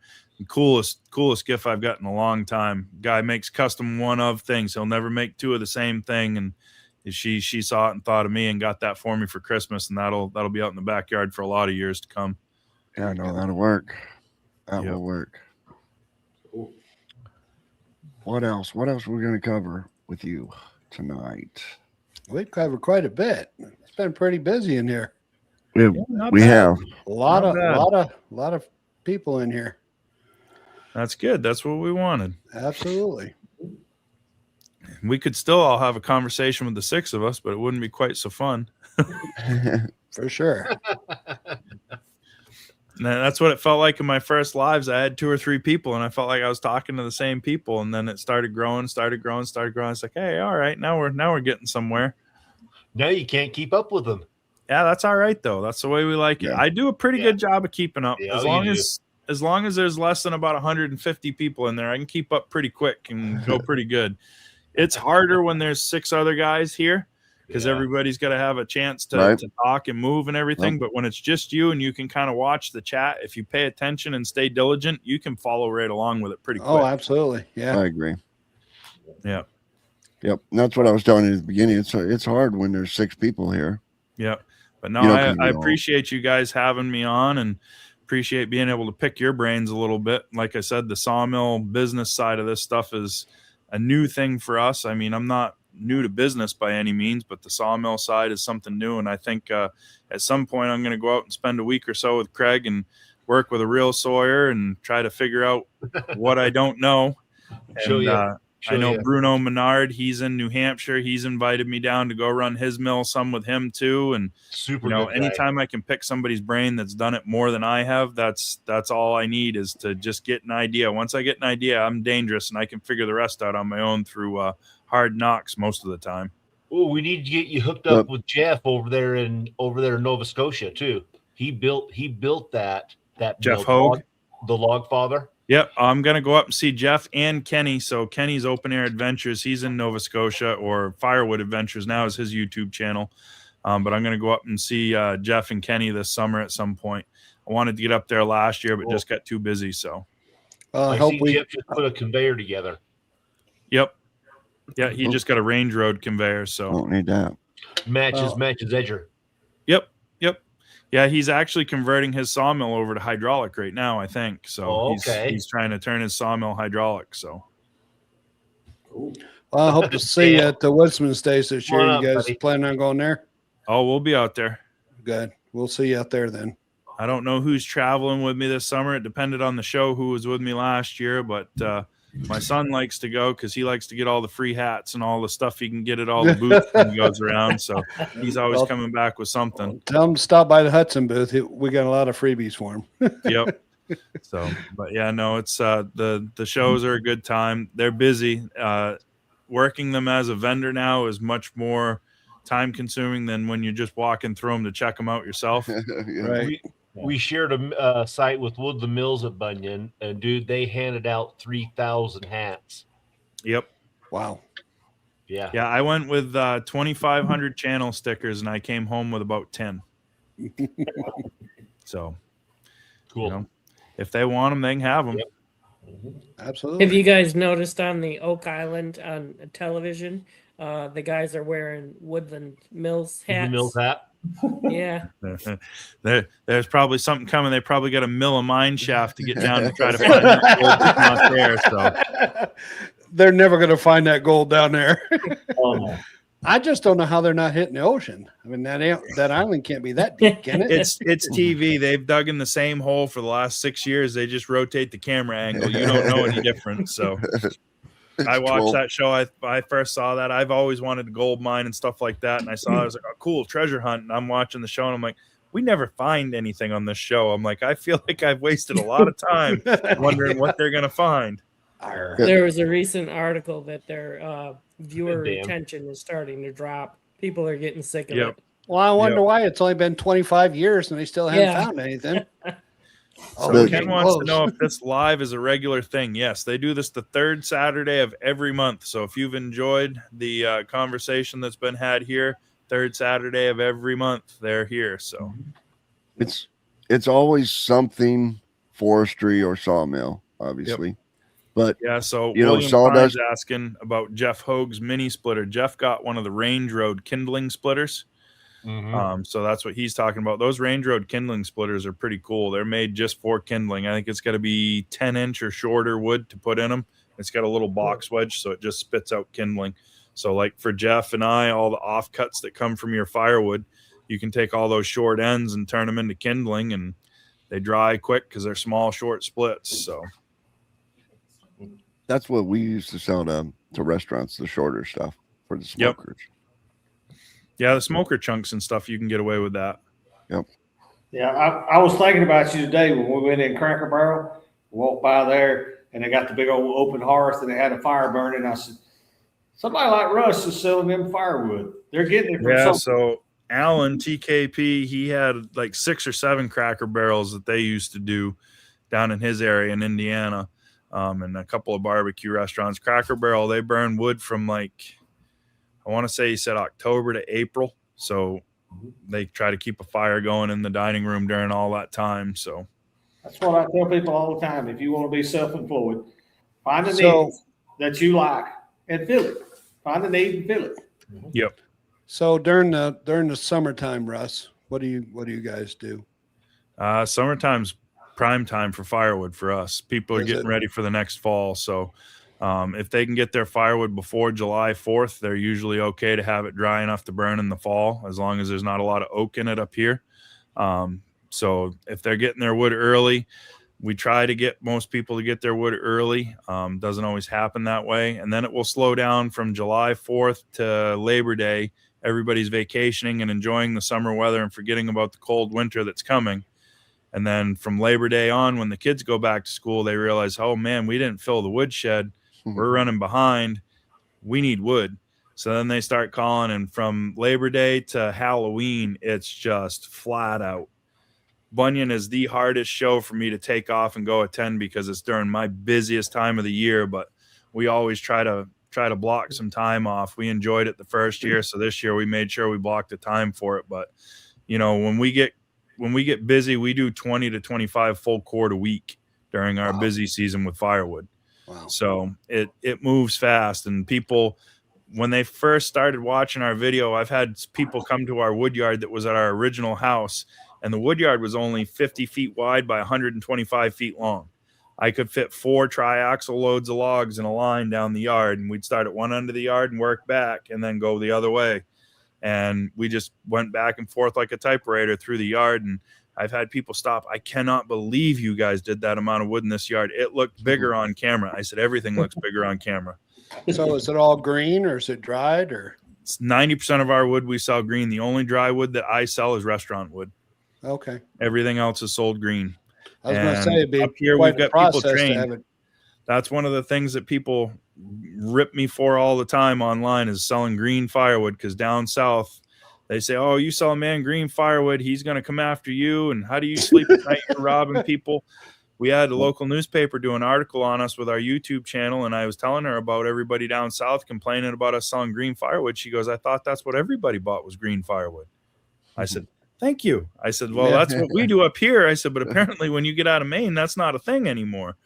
No, so people down here, they wait to the last minute, and they want somebody to have 10 cords of dry oak, 2 years old. Yeah. Well, I tell everybody, I'm not a bank. If you think about what tree length costs, so it cost me $150 to $180 a cord for pole wood up here. If I got to sit on 1,000 cord of wood, it's $180,000. I'm not sitting on $200,000 worth of wood for anybody. Oof. I don't even sit on it for myself. Most of the time I burn green ash in my wood stove. Yeah. Yeah, but would you set on it for another $300,000? No. In addition to, you're not going to get $300,000 out of it. And with firewood, there's no loyalty in firewood with residential customers, because if they can buy it from John for $10 less a cord, they're going to buy it from John. They're going to say the heck with Russ. Yep. Right. But you can't buy it green around here. Yep. You know what I mean? They won't buy it green around here. That's what they say up here too. And I proved them wrong. It took me 12 years to get there, and I make my living doing it now. So I smile every day when they tell me I can't, because yes, I do. And yes, I will. Yep. So do you do like totes, or do you just? It's all loose. So right into a dump trailer or a dump truck and right to the customer. Gotcha. Yep. Okay. Yep. Because I know around here, a lot of the firewood people here, they do green, but they put them in like totes. IBC totes and stuff like that. Correct. Problem is IBC totes up here are like $100 a piece. Yeah. Let me ask you real quick, when you sell it out on the highway, those people are expected to load their own cord into their vehicle, right? Yep. Okay. So that helps a lot. Yep, it does. And you're not paying to deliver and traveling to deliver it. So you get your transportation costs taken out of that. So it works out better. The roadside racks are your best profit margin for sure, because there's less handling and everything else. So how about your delivery? It's a driveway dump? Yep, driveway dump. I mean, within reason, if I know it's hard, solid ground, I'll run around the back of a house or something like that and dump. But if I've never been there, if the ground's soft and we've had rain, I'm not putting my 16,000-pound dump trailer and truck out on your lawn to get buried. So, I mean, we use judgment. This time of year, everything's frozen solid. I'll go wherever they want. If there's no snow, we'll go wherever. But it's judgment. And that's one of the reasons why I like to do all the deliveries, because it's only me that I can blame if I do it. When I had employees before, I mean, we had some issues where they'd get stuck or they'd make ruts in somebody's lawn or whatever, and somebody was upset and unhappy. So when I had employees, it was driveway dump only. You dump it on a driveway or a hard surface and off you go. But with me, I'll make the judgment call myself. And if I put myself in a bad spot, it's only me to blame. Yep, I agree. So you have like what, electric hydraulic trailer? Yep. Yeah, I got a 14-foot telescopic dump trailer right now. We had a 16-foot before. The 16-foot's too long for in town. You can't get cranked across the street and into a narrow driveway. So we shortened up and went 14-foot, and that made a pretty good difference. And a trailer is much, much cheaper to maintain than a dump truck is. So I was going to say that's the way to go. Yeah. Dump truck is easier all day long. Don't get me wrong. I'd love to have a dump truck again because it's just so much easier, but a dump trailer is a lot less maintenance. Yeah. How many cords can you get in your dump trailer? 2 if I heap it, and 2 looks a little obscure, especially behind my Toyota Tundra. That was what I had on it today when it decided it didn't want to do it anymore. But 1.5 cord fits real comfortable. And as a rule, most of our customers buy 3 cords. That's usually what their order is. That's the biggest bulk of our orders is 3-cord orders if they're heating with wood for the winter. So 2 trips and they're done and taken care of. So it works out pretty good. Yeah. Well, you're in a good market down here where we're at. Our weather is mild and people have gotten out of the wood burning business. Up here there's a huge population that heats with wood up here still, especially an older population. They grew up with wood. It's what they've always had. It's what they like. I mean, our house that we have now, our new home, the only heat is wood. It was made with just wood heat when it was built a couple of years ago. We're going to put an outdoor boiler in just so that we got a little more flexibility and whatnot. But I mean, we've got a Fisher wood stove that heats the whole house. So same here. That's what I got, Fisher. Yep. We don't have a overly large house either. It's a small house, and that's all you need. Yep. I like it. I grew up with wood heat. If you grow up with wood heat, a heat pump, forced air is never the same. We tried a pellet stove one time, and it's just dusty and noisy. The fan's always running, and we took the pellet stove out and we put a wood stove back in. Yeah. There's something natural about sitting in a house on a cold day with a hot fire, having your living room 80 degrees, and then you go to your bedroom and it's 65 and you're sleeping good. Yeah, so Gramp that cuts wood for me, he made a homemade wood stove out of a 3-foot piece of boiler pipe and had a hot water coil and all that, and the bottom was full of sand. So once that boiler pipe and sand got hot, that thing would heat the house for hours and hours and hours after the fire actually went out, and it would still hold enough coals so that when you went down 6 or 8 hours after the fire had been out, you could just rake it around, throw more wood in, and it would take right back off again. Well, keep your stoves away from your thermostats. Yeah, I can see the fireplace behind you. You know, mine's a freestanding Fisher, and it's this is just an electric one in our bedroom here. Yeah, mine's sitting on oh, you cheater! Yep. It's sitting on the wrong bed. Honey, you want a fire? Right. That's worse than the pellet stove. Yeah, that's worse than a pellet stove right there. Oh, you're gonna get ripping over that electric stove now, buddy. Yeah, I'll hear about that from somebody, I'm sure. Yeah. Put your freestanding heater, like I say, mine's on a rock bed, and then the back wall up the wall is rock. Yep. And So it takes a holds all that day. heat. It takes a day to get that hot, but once you've got it hot, if your fire goes out overnight, you've got that big wall that's still radiating heat back into your house. Mm-hmm. Yeah, so I was watching a thing over in Russia. They have Gloria heaters, and they're basically in-floor concrete heaters where they drop giant chunks of log down under the floor, and the flue goes out the side, but it heats from the bottom up through the houses, and they just jump. It was amazing, the chunks of wood that they were dumping in those things, and then they just close a hatch in their floor. And I'm like, right, fire underneath the floor of the house. Right before we went live, I was looking at a Facebook post that come up. Somebody had one of these outdoor wood boilers, biggest one I've ever seen. They were loading it with an 8-foot log with a John Deere tractor. Yep. Oh yeah. Well, it was one of the ones they loaded it in the front, not the top. Yeah, it went right in the front. A big 24-inch round log, 8-foot long. He was going to stick 3 or 4 of them in there. Yep. And some of them boilers does their water too, their hot water. Yep. Oh. Yeah, most of them do. Yep. They got hot water coils built right into them. Yep. Yep. Yeah, that's us northern boys talk. A what? So down south, I guess they don't call them boilers, they call them water stoves. Yeah. So North Carolina, Jason from Yadkin Valley Outdoors, I was talking about a boiler, and he goes, "What's a boiler?" And I was telling him, and he goes, "You mean a water stove?" I said, "Whatever you want to call it." I said, "It's a stove that heats water." He goes, "That ain't a boiler." He goes, "That's a water stove." I said, "Whatever." I said, "Same thing." I said, "We can call it two different things, tomato, tomato." I said, "But it's the same thing, I promise." Yeah, nobody in the South have a boiler. We don't know what those are. Nobody had steam heat growing up. The only boiler in the county that I knew of was in the elementary schools. Yep. And they didn't heat that good. It took about 10 o'clock for it to finally get warm, and then it was too hot. Well, you had a wood stove and a cooking stove too. Yep. But the wood stove was always the heart of the house. I mean, that was where everybody congregated, Correct. Back in the olden days, is around the wood stove or around the fireplace, because that was the warmest spot in the house. So Yeah, if you want your kids to stay close, heat with wood, they'll be near the heater. yep. Oh, yeah. But anyway. And they'll be loading the wood, and they'll be cutting the wood, and they'll be stacking the wood. If you're lucky. I laughed yesterday. I went out to Mom's, and my grandkids, their great grandkids, were getting on their bicycles leaving. Boy, Did y'all in a hurry? Yeah, Mama called, said Daddy's calling his way home. We got to get firewood hauled in. Yep. Yes, the boiler is a hen.